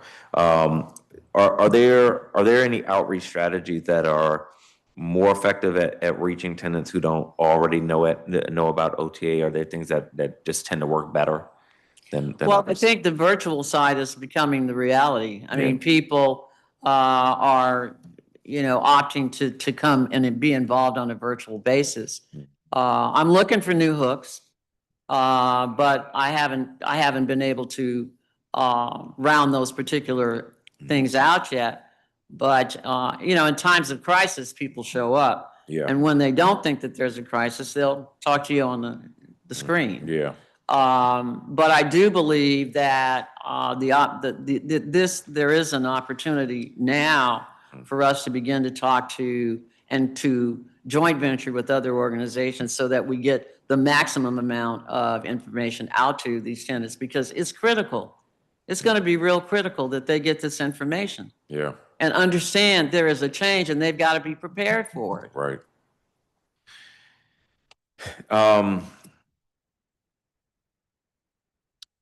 OTA's annual report was due on April 1st. Yes, sir.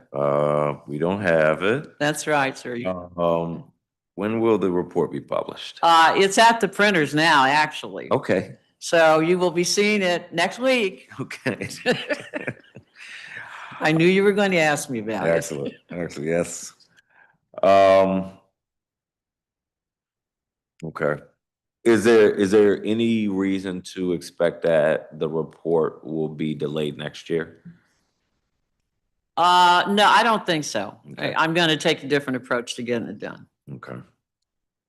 Whose fault was Where is he at? it? That person didn't show up. Oh.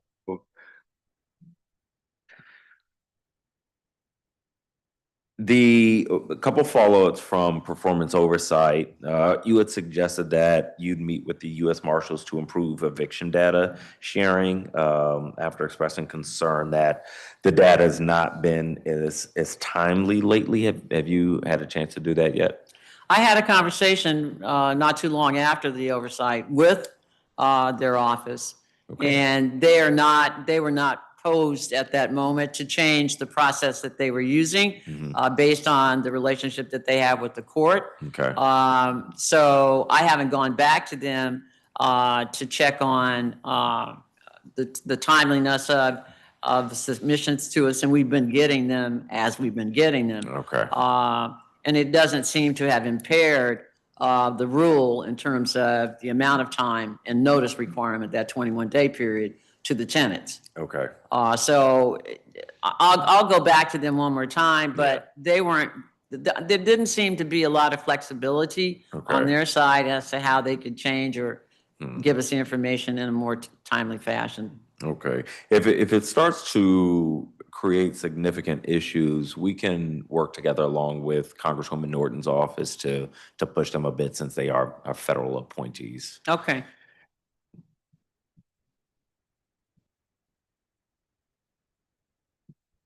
And you're adding an additional litigation attorney? Is that right? Yes.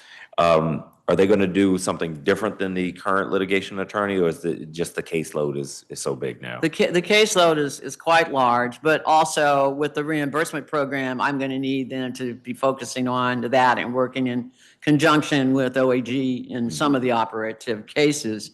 But no, we are looking to be a bit more aggressive in taking on the public interest side of the situation, which I think the second attorney will be able to do now that we have Mr. Slattery on board. Okay. Speaking of which, thank you for your agency was one of the agencies in attendance and on a panel with some tenants up in Ward 4 that were having some issues. So I appreciate you all being available there.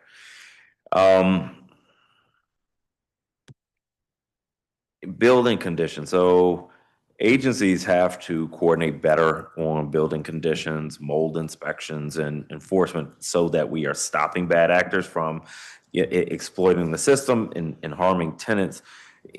Is there a role OTA can play that you're not currently playing, or something that you see that we can do differently to improve the coordination, mostly so that we are seeing better outcomes? You know, there's we're in a very unusual period of time in terms of housing now. And I attended one of the HANDS meetings not too long ago, and I will be attending their annual meeting, of which you will be a speaker, and on the 16th of May. My reason for inviting not only myself, but 5 members of my staff is because we need to hear the other side's information. And we do know consistently that debt is the issue, or at least presumably the issue. We do no longer go out and do building-wide inspections. We used to do that in the old days. We would go out and go through the whole buildings.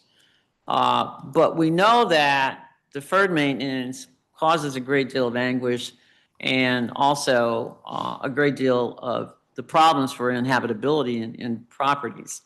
And we also know that without the funding, it's hard to do the work and repairs if you don't have the dollars. Right. So we're in a quagmire right now with the supply of dollars not being available to the owners, as well as you will remember my cry from the past. There are no replacement reserve funds. Yeah. These properties do not have funds. They should have funds to handle these types of issues, but they don't. Right. I believe that we need to come up with legislation that requires that, because you can't ask tenants to pay for another human being's asset. It's just, to me, there's something wrong with that. Right. I don't think that replacement reserves is a hard sell. How we get it done is the tough question. Right. But it is so necessary, because you see we have consistent problems every day. Yes. And we're spending government-wise a lot of money on housing people when we should not have to be. Right. Right. So something has to happen to change the environment. It's just, we got to do something. We looked into multifamily replacement reserve funds. Let me find out from my team where things are on that. Okay. That is an idea that I'm interested in as well. Ever since you raised it. On the tenant side, my other piece is the reduction and elimination of the 2%. You get one tenant's emails almost as often as I do from Northwest, who speaks about her rent going up above that of even the market rate tenants. That compound interest over 20 years has resulted in rent control tenants paying more money than they need to. The 2% was a deal cut before I got here. Yeah. And there was a promise to look at it, and that never happened. I believe the 2% needs to be eliminated, and it is one of the goals for this office to work on that kind of legislation, because it's damning for folks who are paying and not receiving subsidy, who can't afford and not receiving increases in their jobs, who want to be working, affordable individuals in the District of Columbia. And it's becoming almost impossible for that to happen. Yeah. So we have to look at how do we balance this so that both sides of the house are getting what they need in order for us to have a city where all can live in, not a few. Right.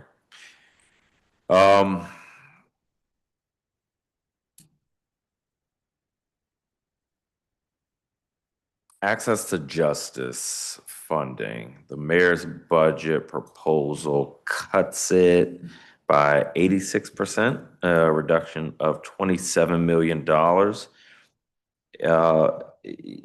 What impacts do you expect that to have on tenants? A big one. Yeah. I don't know what else to say I about mean, that. it will, the mentality of a tenant that receives an eviction notice is, I didn't get that. The mentality to find help and to talk to people about the circumstances that brought you to that point is, we're already past that point. Right. So what I'm saying is that we have to now begin to become more aggressive in terms of how we approach our tenant communities, and to talk to them seriously about the responsibility that comes on both sides. And that's why I said we've got to figure out a way to deal with the tsunami that's coming. Yeah. And already the fact that a lot of these people owe, back rents that are never going to be able to be repaid. You heard from a housing provider from Southeast who I worked with very closely on a closure of his units. And this guy's family has been in the business 50 years, and they're in debt because they're committed to working in our Southeast wards and quadrants. But we know that we're losing those committed type of developers to the equity community. Yeah. Who's coming in and they're cold-blooded and they don't really care. Right. So we have a challenge before us as a government, and I see this as being something that requires us to really come together and, one, create a housing policy for the city that doesn't exist, because we don't have a district-wide housing policy. Right. So any plan and any building works.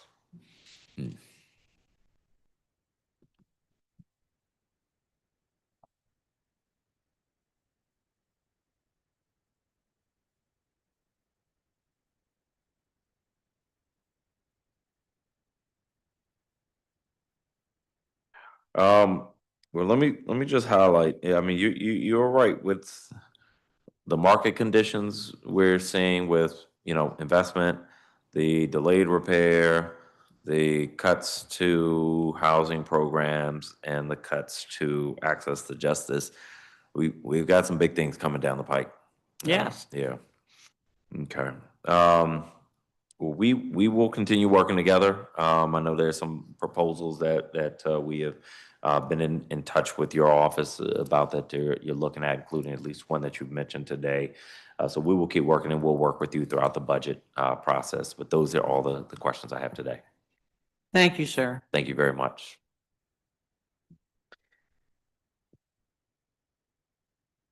We will move to Dan Mayer, General Counsel of the Rental Housing Commission.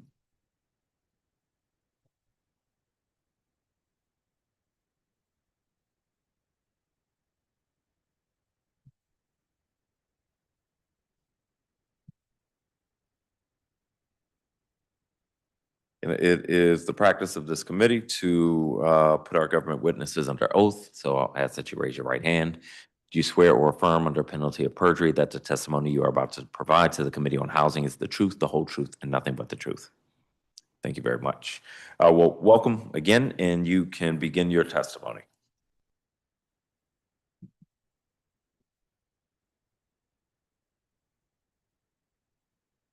Good afternoon, Chairperson White, members of the Committee on Housing. I'm Daniel Mayer, General Counsel to the Rental Housing Commission. As you know, Chief Administrative Judge Adam Hunter recently became a magistrate judge at the DC Superior Court. We're awaiting the designation of a new chair and chief judge at the commission. As has been the practice during leadership changes, I will be testifying today on behalf of the commission regarding the agency budget for fiscal year 2027. I'm joined by our agency fiscal officer, Beth Spooner, and we have Judges Carmichael and Gregory here with us today also. I want to start by thanking Mayor Bowser for her continued support of the commission in her proposed FY27 budget. And thank you, Chairperson White, for holding this hearing, for your and for the committee's continued support of the commission. The Rental Housing Commission promotes fairness in the rental housing market by helping to make sure rent control laws are applied fairly for both renters and landlords. The commission issues clear legal guidelines, certifies annual rent adjustments, and hears appeals from Office of Administrative Hearings decisions on landlord-tenant disputes, which include illegal rent hikes, requests for special rent changes, required repairs to buildings, retaliation against tenants, and return of security deposits. The commission is committed to making fair decisions on appeals and to making DC's complex rules about rental housing accessible and understandable to everyone. The commission's staff works hard to provide helpful and timely service that builds trust in the commission by being honest and professional. The 3 members of the commission are appointed as administrative judges by the mayor with the advice and consent of the council. In addition to the 3 members, the commission has 4 more full-time equivalent staff positions for a total of 7 FTEs at the agency. In this difficult budget year, the mayor's proposed FY27 budget reduces the overall commission spending by just over 5%. This is significant, but it doesn't make any cuts to the commission's most important resource, its people. The reductions come primarily from the elimination of one-time spending items from FY26, which included an internal technology refresh, development costs for a public-facing decision database, and some proposed trainings. This has also unexpectedly been a year of transition for the commission, of course, losing Chief Judge Hunter, who had been with the commission since 2022, and Chief Judge since 2024. And we've also just recently lost our clerk of the court, LaTanya Miles, who served for 26 years with the commission. So a lot of institutional knowledge. She's gone on to a position at DHCD. So we're getting our administrative house back in order with those 2 changes. Just, who's approving time, who's got the government credit card. A lot of work to do there. The proposed budget maintains funding for these and for all other positions of the commission for FY27. Once filled, the commission expects to continue working to improve the timeliness of case processing and decisions and keeping pace with legislative changes that require rulemaking. The commission has also sought to prioritize access to justice initiatives, such as connecting pro se litigants with resources for finding counsel, creating plain language guidance, and maintaining the database of decisions that is now nearing completion. And we're working with Octo on that. These efforts will be able to continue in the next fiscal year with the existing staff levels and funding that are in the proposed budget. Unfortunately, some activities will be limited by the proposed budget. Historically, new administrative judges have gone to training at the National Judicial College, and although we do expect to have 1 new judge soon, it will likely not be possible this fiscal year, or there's been a number of freezes on travel and training spending that have come down for the entire district government. And then the FY27 budget likely does not contain enough money for that next year. We'd also likely not be able to fund for next summer a stipend for a summer law clerk as we have in the past. May also impact translation services for key documents. Occasionally interpretive services have been needed, not often, but I think it would probably be a struggle if that came up to find the money. And finally, the proposed budget only covers maintenance of the decision database that we're putting together. Likely will not have enough money for a phase 2 of development to expand it from decisions to the whole docket of live cases. In sum, this budget will allow the commission to continue performing all its key statutory functions. The commission looks forward to continuing its progress in promptly resolving cases and keeping regulations up to date. Thank you for the opportunity to testify today. This concludes my remarks, and I'm happy to answer any questions. Thank you very much for being with us.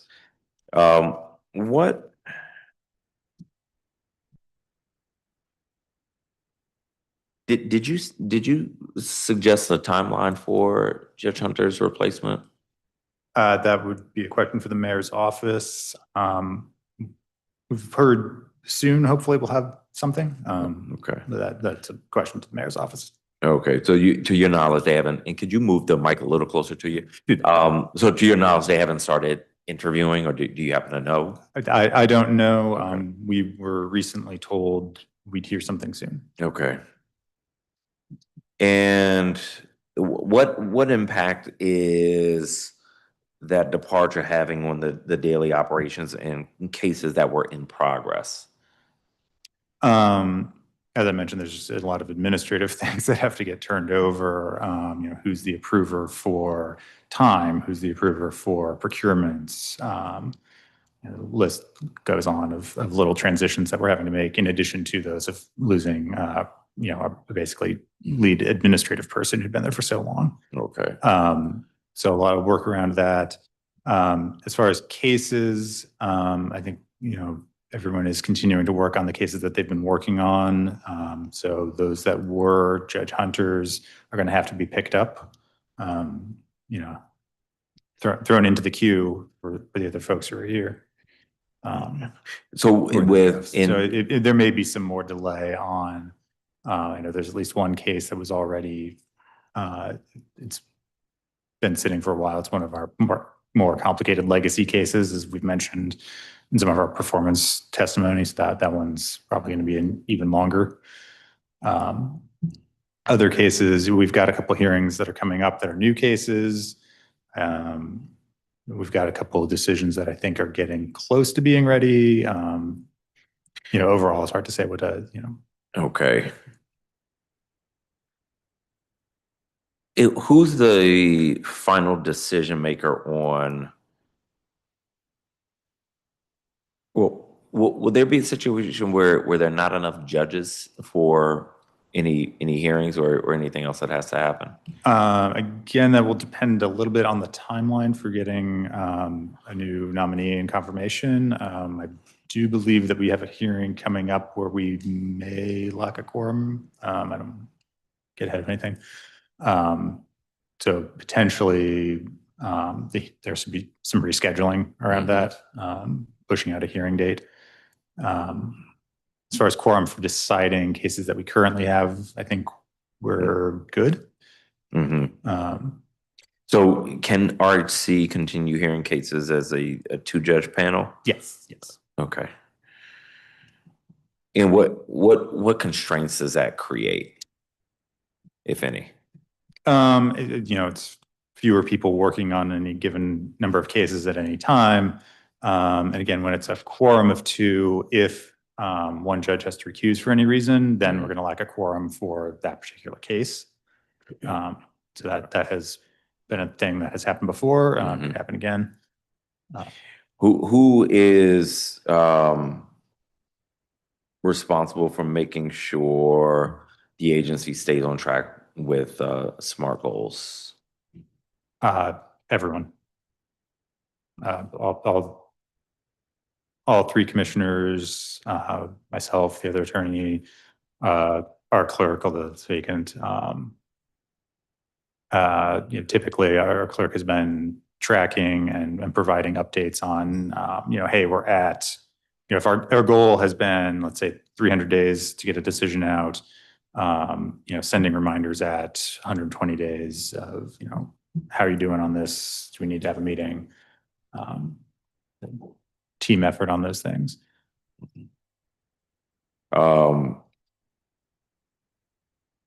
With respect to responsibility, everybody is the same as nobody.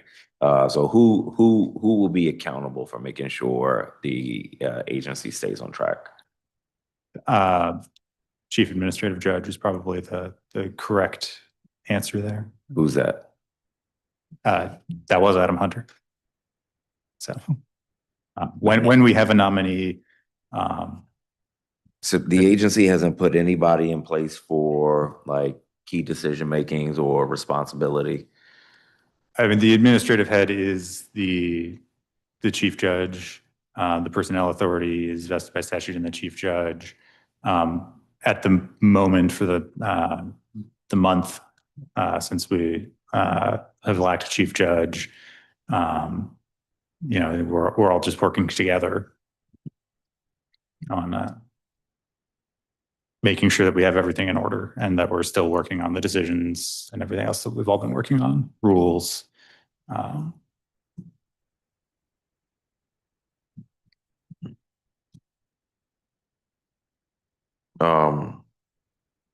Okay, that's concerning. Because I guess I don't know who's running the ship over there at this point. That's not good.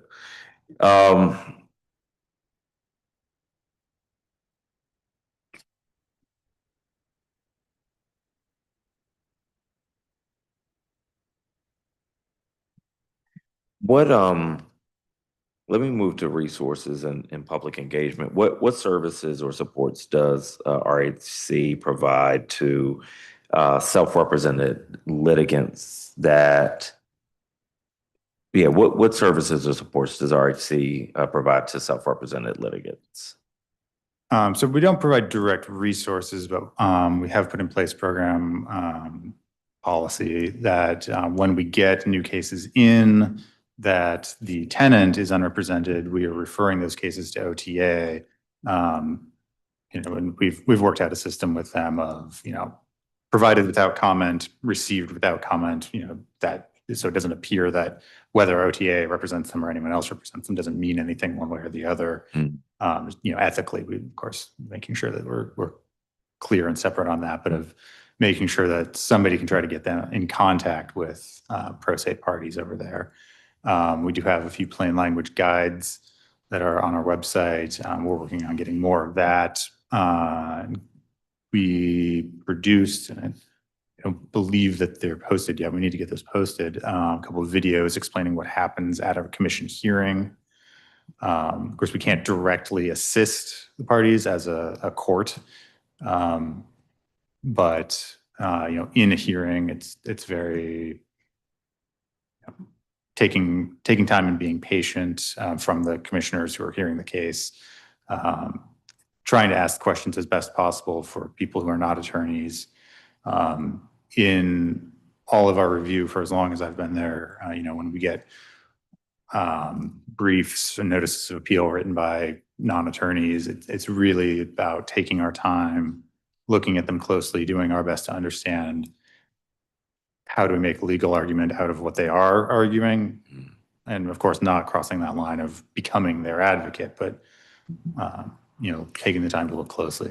What about housing providers? I hear increasingly from housing providers who are say it's difficult for them when they're unrepresented.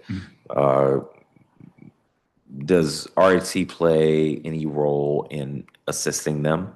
So everything I just said, minus the OTA part, would apply equally when it's unrepresented housing providers. And on top of that, something that I have been looking into and was working with Judge Hunter on was that this year, one of my tasks is going to be trying to find an equivalent way that we can try to connect per se housing providers with some sort of resource center. There isn't quite the same centralized, OTA. We have lists of contacts of organizations, but mostly on that side, it is private law firms that are going to be representing housing providers, as opposed to on the tenant side where you have many more organizations, law school clinics, legal aid society, that can provide direct services. So looking at how we can do more to connect that side with resources also. But again, it's really, we recognize, commissioners have always recognized, when parties are coming before us, landlord or tenant, it's hard for them. They want to sit there and tell us this isn't right, which of course isn't always a legal argument to make on appeal, but it's, okay, how can we look at this as best possible? Is there anything in statute that prohibits the agency from identifying a point person in the absence of a chief judge? I believe, having looked at the Confirmation Act, that's a separate statute, but that limits the mayor's ability to designate an agency head for boards and commissions. So I think that might be a limiting factor, appointing, like an interim executive director or something like that. Or a commissioner could be named acting chair with sitting. That can be and has been done. Can you follow up with us on that? Because I am concerned that I don't know how long it's going to take for there to be a replacement and then a confirmation. And, if we get into the point of it being months, I'd be really concerned if deadlines are being missed or other things are being missed. And if anybody asks me, well, who's in charge? And I say, I don't know, that wouldn't be an acceptable answer. So if you could follow up with us, I say within 10 days by the end, today's Thursday, by the end of next week and let us know? Yeah, and we'll check in again with the mayor's office on what they're looking at. And Okay. Yeah.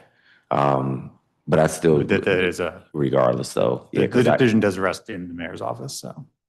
Right, but like they may have an intention of identifying somebody within 2 weeks, but I can't guarantee that person will accept or get confirmed or, how quickly we could confirm them given that we're in the budget. So I hope they have a good answer, but we still need to know if there's anything in statute that prohibits the agency from identifying who is in charge in the absence of a chief judge.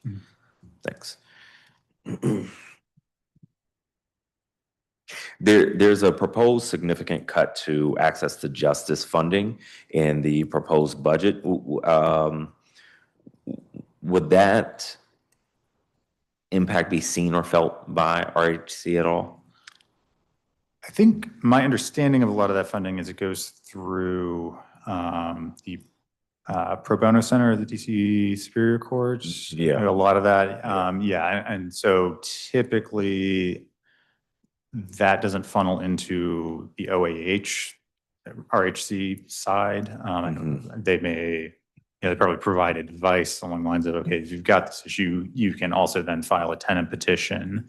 But I don't believe that it provides too much funding directly into legal services that are on the administrative litigation side. Okay.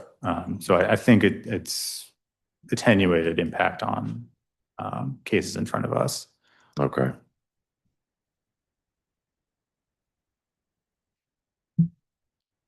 So again, I think, the number of unrepresented parties in front of us, anything to increase the number of lawyers representing tenants and landlords in any situation probably has, follow-on effects of it gets them a lawyer in our situation also. And so the RHC budget is essentially unchanged from the current fiscal year.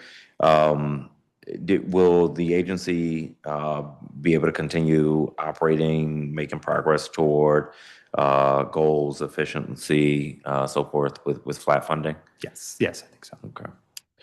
Well, I want to thank you for being with us today. Those are all the questions I have. Thank you. Thank you.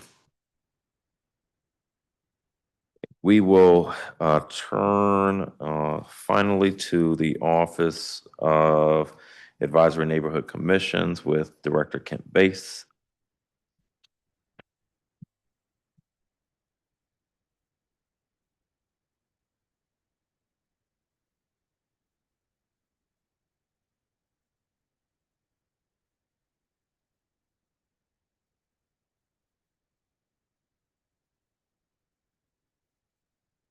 Right hand.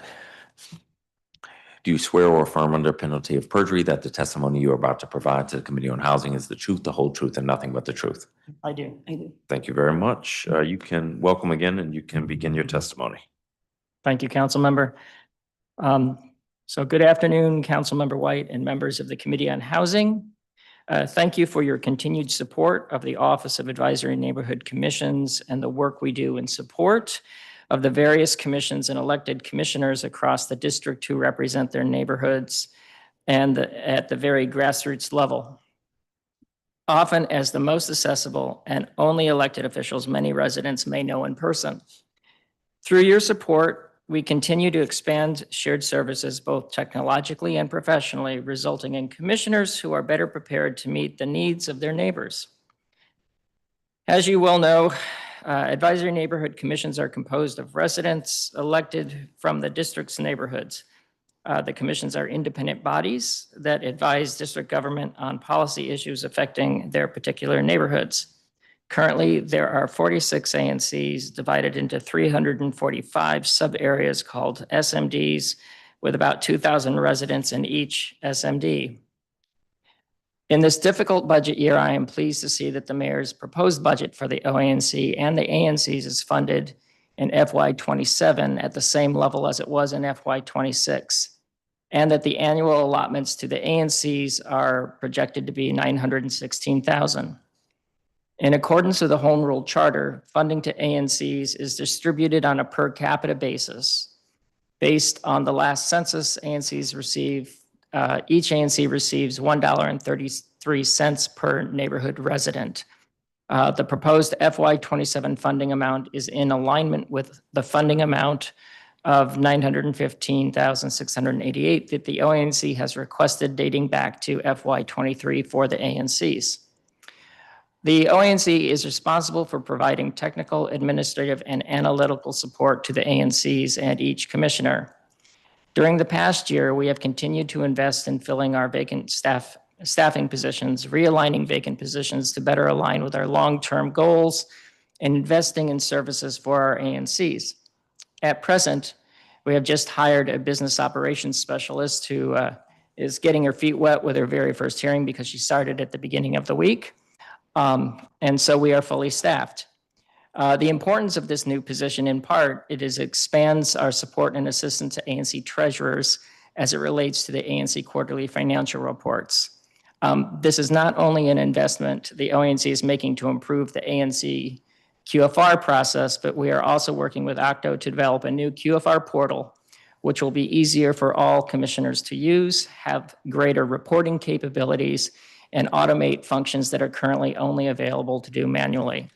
I would also like to take this time to point out that the new business operations specialist, and I think this goes to something that Commissioner Edwards or even Commissioner White was referring to, is to date for the QFR review and process, it's been one person, it's been Dawn Dickerson. This gives us two people. So we're expanding the service, increasing the amount of one-on-one training, one-on-one management, one-on-one assistant, because we have heard that the treasurer's job is the least fun thing to do. Our investment to improve ANC operations also has a strong focus on developing a suite of websites to replace the legacy sites that ANCs are currently using. This provides for economies of scale, standardization of navigation for an improved user experience, and an increased ability for residents to access public documents. This project is a joint OANC-OCTO collaboration, and while we are still working through some development logistics, 5 new websites have launched as of today, and those are for ANCs 4A, 3F, 34G, 8A, and 8E. In the first cohort, I note that ANCs 8A and 8E did not have websites, and that the websites for 4A and 3G were deployed extremely quickly in response to their legacy websites going down. And so we were just fortunate enough to be in the right place at the right time to quickly replace and maintain their ability to communicate with their community. 2 websites, one for ANC 1E and one for 4D, are ready to launch when we can coordinate with each commission to take ownership of the new website. And we have instructed Octo to move forward with a plan where they will create the basic sites for ANCs moving forward in cohorts of 10. And so we expect that by the end of this fiscal year, we will have all 46 sites done at least at a base level. We may still need to coordinate with each ANC for their unique information and a unique focus to make sure that they are still communicating with their communities at the level that they're used to, but at least basic services that we expect all websites to have should be done by the end of this fiscal year. I recognize that we're currently in a difficult budget cycle and that the council, in reviewing the mayor's budget proposal, will need to make difficult decisions. Based on the mayor's proposal, as I said, I am happy to report that the ONC can continue to carry out the projects we have initiated within the funding level proposed by the mayor should the council agree with that level. I do, however, want to point out 3 challenges that we have identified for discussion and long-term consideration. As I mentioned during our performance oversight hearing, one thing that I'm focused on is cost of living increases as they relate to the OANC. Now, I agree that COLAs should never be expected on an annual basis, but pay equity is important. And when recruiting and retaining talented staff, we want to make sure that we can do that. So having dug into this issue somewhat, and for obvious reasons, I understand that when the mayor puts forward a COLA for executive staff, it doesn't affect the legislative, which is what we're in. I also know that sometimes when legislative staff get COLAs, that us smaller agencies like the OANC or even the DC auditor don't get included.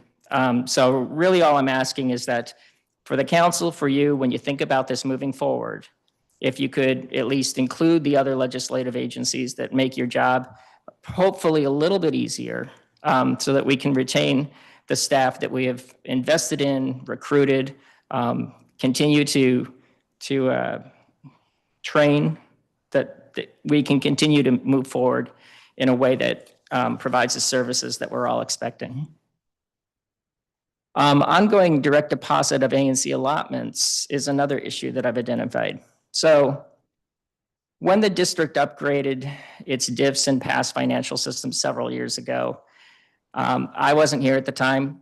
I would have fought it, but they did not recognize that ANCs are ongoing independent bodies. And why that is important is it means when they updated their financial system, and because of the way ANC finances are structured and they get allotments that get direct deposited into bank accounts outside of the government system, they set ANCs up as vendors, not as commissioners, not as commissions. And their vendor profile means that every vendor account expires every 3 years if it's not refreshed.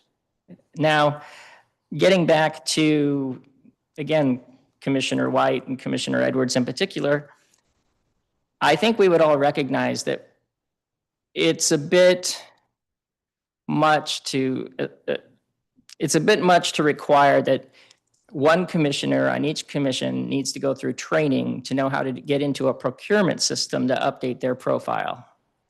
And so I throw that out there because one thing that we are trying to do, or one thing that we've had to do, is while the ONC does not have the authority to go into the system and sign documents on behalf of the commission, we are actively in the process of reaching out to each commission to ask them to give us that authority on a we want that authority so we can have it on file, and then we can maintain those accounts for them moving forward. We don't want them to have to be burdened with such a tedious process, which from their perspective would be for no other gain than to keep getting their allotments. It's important, but it's a problem that we have seen. I've talked to OFRM several times about this. They will absolutely not change the profile for the ANCs, so we have to renew their accounts. And then moving on to the replacement of the ANC resolution portal, which has come up, and I believe Commissioner Elkins also mentioned this. So the issue we have with the resolution portal, and if I can kind of talk a little more freely here than what I've written, is that Commissioner Elkins suggested that he's already built his version of a portal, so we don't need to build one. I think that's incorrect. First and foremost, government data should be in government repositories that get ongoing maintenance, and they're not at risk of perhaps malware or any other intention that then wipes out all the documents. But more importantly, and the reason why I bring this up, is I think the time has come. The creation and maintenance of a resolution portal or an ANC portal was assigned to the mayor in 2017. It's never been built properly. It's never been maintained. We have been advocating with Octo for 2.5 years to see if we can't get some traction to replace it. We have received feedback that they acknowledge it's an embarrassment, that they acknowledge it's not meeting the statutory requirements, but they also say that they do not have the funding to do it. When I've asked them if there's some way to get them funding, their very candid response was that it's not considered a high priority by the mayor. They would be directed to make it a low priority, and that the goal would be so the mayor could sweep it at the end of the year. Clearly, it's not going to get done if it stays with Octo. So if you think about 2017, the OANC was staffed by an executive director and 2 staff people. Makes sense that this would have been assigned to the mayor. Again, through your support, our office is now up to 10. I think with our success and ongoing work with the new QFR portal, with a new website portal, I think we have the resources and the capability to take on the resolution portal, provided it needs funding. So the one-time funding, we're happy to work with whomever to get a number. but it's been a little dicey because it's not assigned to us and it's not our project. So trying to figure out how to cost that out has been a little fraught. But even if one-time funding could come to us to build it out, I'm confident that we have the resources for ongoing year-over-year maintenance.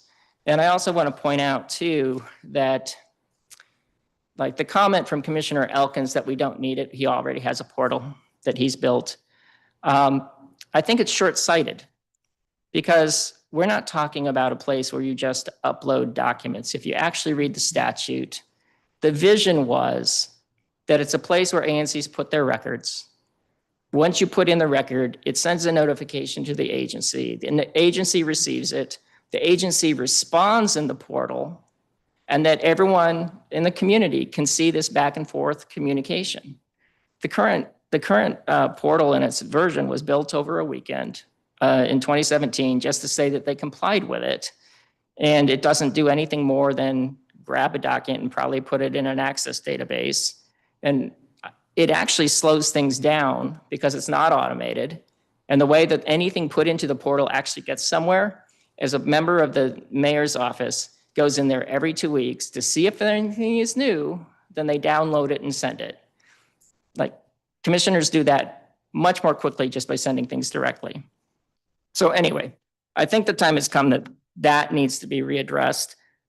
We do need to manage our documents better. We do need to make them more accessible to the community. We do need to see when ANC resolutions and letters have been responded to and when they haven't been responded to. And if a portal were built properly, it would do that. So as always, I know I could probably talk on and on about this because I love what I do so much that I sometimes forget to hush. But I'll say we continue to review our internal processes, our statutory obligations, and the evolving needs of the ANCs as we set our funding priorities. Our goal continues to be to improve these processes with minimal burden to commissions while safeguarding public funds. So I thank you for this opportunity to testify, and I'm happy to answer any questions you or any member of the committee may have. Thank you very much. For the resolution portal, could it or should it provide any additional documents? You know, I think it was Commissioner Elkins who mentioned like a database to help commissioners not reinvent the wheel. Could it or should it provide other work product from commissions that other commissioners could pull on? Well, I think it could contain any document type that's intended to be sent to an agency or the council. Again, I don't think we need to be thinking about this narrowly, right? This is a communication tool, and I think that's how we should be thinking about this. Sure. But I also should share with you, so we're talking a little bit with Councilmember Nadeau about this as well. And I don't know if there's an opportunity here. Like we've been thinking about this as a standalone new build with Octo. Councilmember Nadeau's question was interesting. She was wondering if maybe this is something that could be built out as an extension of LIMS. Again, I don't want to build a product that people like so much that they're sending resolutions and letters intended for the council to a location that the council's never going to see them, right? Like we want to make sure that wherever we have data, that it's integrated as much as possible. Okay. I mean, it's going to take some work, but you know, we've got to get moving and to some extent figure it out as we go. I'm glad to hear about the new OANC business operations specialist. How will this position, how will this assist treasurers? So I get how you can sort of maybe more effectively review on your side, but how will it make the job of treasurers easier? Well, as it is, the treasurer duties are assigned by statute, like the duties are the duties. But as far as being able to review the materials that come in a more timely basis, be able to get responses out to the commissions on a more timely basis, have a higher likelihood, although I think Don Dickerson does a really good job about answering questions as they come in pretty quickly. But this, we're still thinking about this. Poor Sabrina, this is her, I think, third day on the job. We're trying to decide if this is something that we want to define or separate duties out by perhaps certain, like Dawn gets certain commissions and Sabrina gets certain commissions, so they build stronger relationships. But that also helps with the training component too, right? Like if people need to have certainty that they can get their specialist when they're looking for them. And it also gives us backup so that if one person is out for an extended period of time due to illness or what have you, we're still not dead in the water. As far as I think the question you might be asking is, what are we doing to make the job of the treasurer easier? The only thing I can really think of, even if it's been suggested that we need to hire a person, I think that's absolutely wrong. If we hired a staff member, they're still kind of constrained by what authority the ANC has or doesn't have unless there's a change in the statute. I do think one thing, if we could find room in the budget, again, with everything we're doing right now, there might not be room in the budget. But I think a better or smarter way to go would be to get into a contract where maybe we can contract the service out to do basic bookkeeping and things like that. And that could be a shared service. And I think a contract relationship is better because then we could scale it up or down depending upon the need. I don't really want to get in a situation where we have an FTE, but they're only really doing 24 hours a week worth of work, right? Yeah. Okay. On the COLAs, I just want to make sure folks at OANC know the council gets no say in the mayor's budget recommendation. So there's not a point at which we could say, hey, don't forget OANC is legislative. So we can't do that. We can, try to figure it out on our end, but I just don't want anybody to have the impression Okay. we forgot about OANC.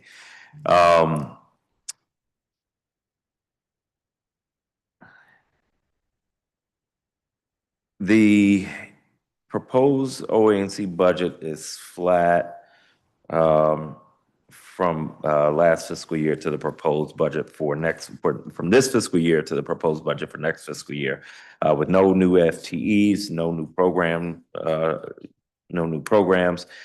Are there? Well, I was going to ask about improvements that you can deliver, but you've mentioned several of those. But one concern is that I believe it removes $212,000 in one-time funding and backfills it with $51,569 for salary and fringe and $160,000, a little more than that, for non-personnel services. What was that one-time funding used for or is it being used for in FY26?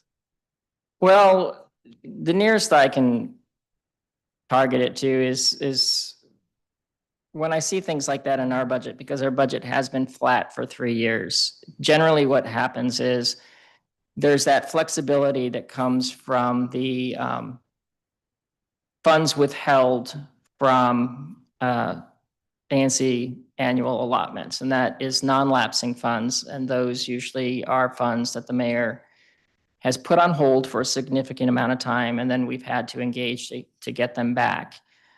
So when I see something like a reduction in one-time spending, I don't really see it in reality, even though I'm seeing it on paper, because the budget has been flat for 3 years. Then what changes really is how much funds were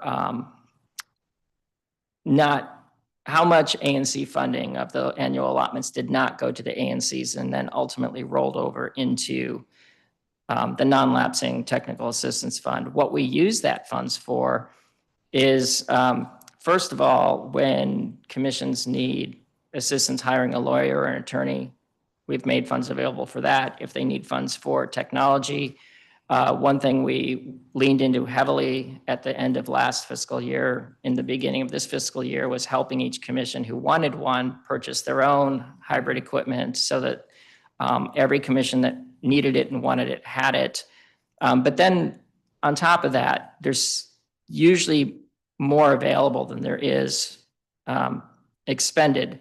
And so we use that to invest back into the ANCs. And so that's the funding that's going into the websites. That's the funding that's going into the QFR portal. But if you want us to look at it and see if we can find exactly the 212, happy to do that and get back to you. But I'm not going to specifically have that today. Okay. So then, the additional 51,000, a little more than that for salary and fringe, and 160,000 for non-personnel services.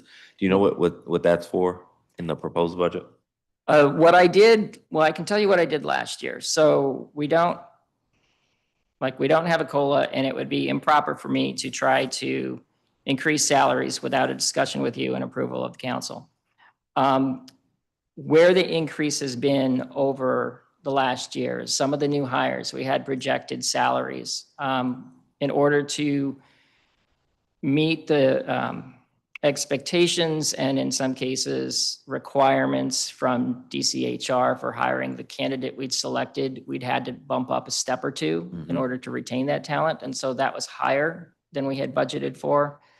And then last year, because we also started performance management, right? So unlike previous years, we now have performance reviews, evaluations. And so we also put some money as appropriate towards merit awards because we don't have costs, and since that's one time. So there was a reprogramming at the end of last year to cover those higher salaries, and they weren't significantly higher, and the merit awards. And so I suspect that's what that delta is referring to. All right, we'll work with you just to confirm and make sure we understand. And I know I want to back up a couple steps. The suggestion of an OANC staff member dedicated to getting ANC responses. You said you don't think that's the right approach? Well, again, when I was listening to Commissioner Elkins, largely my answer would be no. Commissions across the city generate a lot of resolutions, generate a lot of letters, send a lot of materials. And should agencies respond? Sure. But every thought that a commission has, every motion that a commission passes, if it's not in response to a request for input, it doesn't have great weight. And if it doesn't have great weight, it's not entitled to a response. So the question would be, should the law be tweaked to say that every communication from an ANC be responded to? Now, I think that everything that meets the Great Lakes standard should be responded to. But, I kind of ask myself, if the thought is that we should take 1/10 of our workforce to monitor what's going to the agencies, and the example given was DDOT, could DDOT not take 24th of their workforce to monitor what's coming in? It just seems imbalanced to me because so many things that get sent in. And as you know, I was a former commissioner. We had lots of great ideas and we sent a lot of things in. And the vast majority of what we passed wasn't because an agency asked us for our opinion. And so it did not have great weight. Right. I get it. The statute only requires a response of great weight in certain circumstances, which doesn't mean that they shouldn't or couldn't respond. Agreed. But the concern from commissioners that it seems like they are consistently ignored is of concern. The agencies aren't going to do it. They're not going to commit their resources to responding to commissioners. So whether we like it or not, the burden would be on OANC or on the individual commissions. Okay. Let me move to the grant fund issues. So this is within the council's authority to change the whatever statutory language prohibits commissioners from giving grant funds to individuals. Or Yeah, I'll let Denise take this one since she reviews all our grants. The issue is not so much the grants to individuals.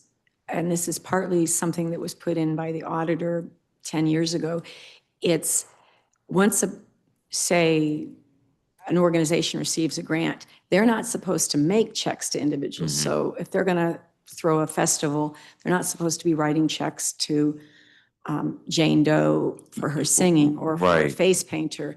They're supposed to go to companies. Yeah. And what happens is if we don't flag them, the auditor flags them as inappropriate spending. So it's not so much that the statutory prohibition on grants cannot benefit individuals or must go to an organization. It's where that organization spends their money. And we're kind of caught in between the auditor and the statute on that one. It could be fixed. Okay. So, okay. So if there's an event organizing, if there's an organization that organizes an event, they can get grant funding, but they can't give that grant funding to individuals? Right, like for example, the Day of the Dead Festival in Mount Pleasant.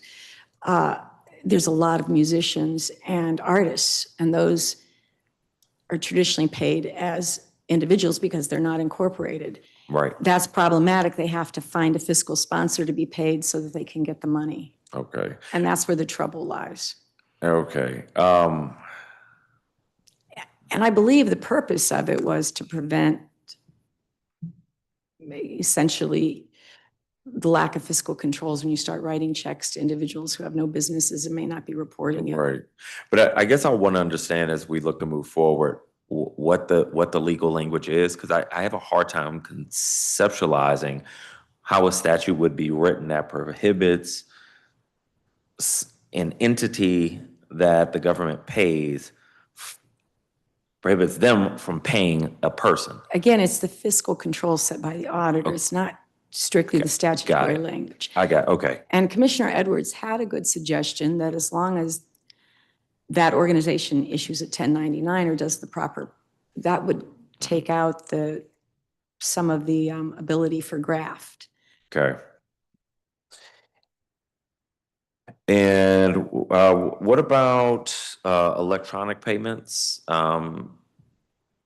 You support commissions being able to do electronic payments? I can't remember. Oh, I think the issue is a commission wanted to do Zelle payments. Oh, okay. That's a little new. Okay. I think it's an issue we would like to review. The most recent draft of legislation we saw, we weren't supportive of because I think it focused entirely on Zelle, and Zelle has some problems.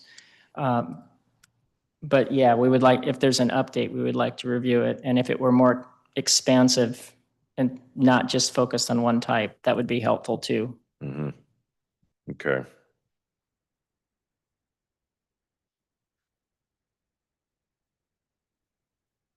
But more broadly, like digital payment options, you're open to it. Just want to make sure it works. I think we're open to it, provided that there are safeguards. The big red flag for us is if the payment method is one in which there's no way to claw back an accidental expenditure, right? And then that can happen with a lot of the apps. Like, you send something to the email you think it was, but it's an email they haven't been using for a while. And so you don't know where it went, and there's no paper trail, and there's no way to recall those funds. That would be concerning to us. But, again, the ability to expend funds electronically is expanding. There are new forms that come out over time. And so I think if the language for any bill that would allow electronic expenditures focused more on the requirements and less on specific applications, of course, you'd want to look at specific applications for examples. But I think if it would focus on the requirements, that would mean that perhaps 10 years from now, it would still be relevant law. Like you don't want to say you can use Zelle and then Zelle goes away and it's replaced by something else, but the law doesn't say you can use that other thing. Okay. For training and onboarding, are all the various documents, videos, and guidance on one centralized place? They've been all moving over to and I think they have all moved over to our online training program. So yes, and we continue to take our day-to-day engagements, the problems that come our way, and look at them for ideas to expand the training. The management tool, and I knew what it was until I sat down, so I apologize for that. But it also has the ability, it sends us monthly reports, it can track who's taken the training. So we are moving in a direction where we can at least know what commissioners have been doing, have they completed the courses, things of that nature. And I think in one case, it was extremely helpful. As you may recall, I don't think it was last year, but the year before, you were helpful in giving us the ability to cure a check that didn't have 2 signatures or a memo field. And one of the requirements was training. And so because we now have the platform, this did come up in this past year. We told the treasurer to take the training. They did. They got a certificate. We were able to prove that they completed the training, and it made it much more smooth to send over to the auditor because we're required to report to the auditor that they've done the training. Oh yes, it's Absorb. But we're very happy with the Absorb platform. I do want to say though, going back to, since we're talking about training, Commissioner Patel's testimony, she was suggesting that training be required. The law already requires training. That's already in statute. That's not the problem.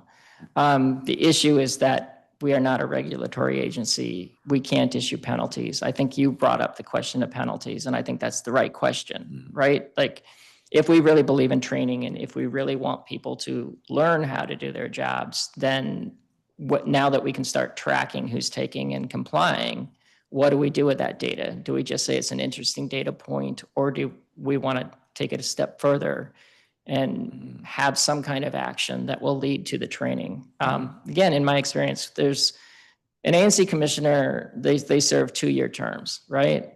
I think even for the best of people, that first year is a training year, right? They don't really start to get into stride until they're 1.5 years into it. So my hope is that people will stick it out for at least a second term because they actually know what they're doing when they hit year 3. But yeah. Okay.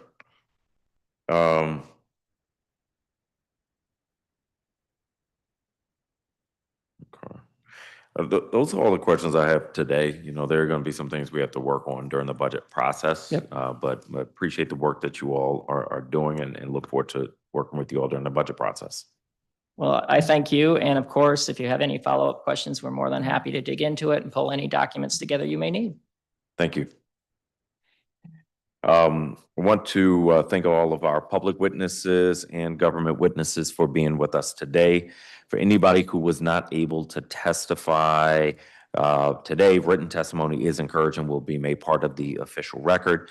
Anyone who's interested may submit additional testimony through the dedicated webpage for this hearing on the council's online hearing management system.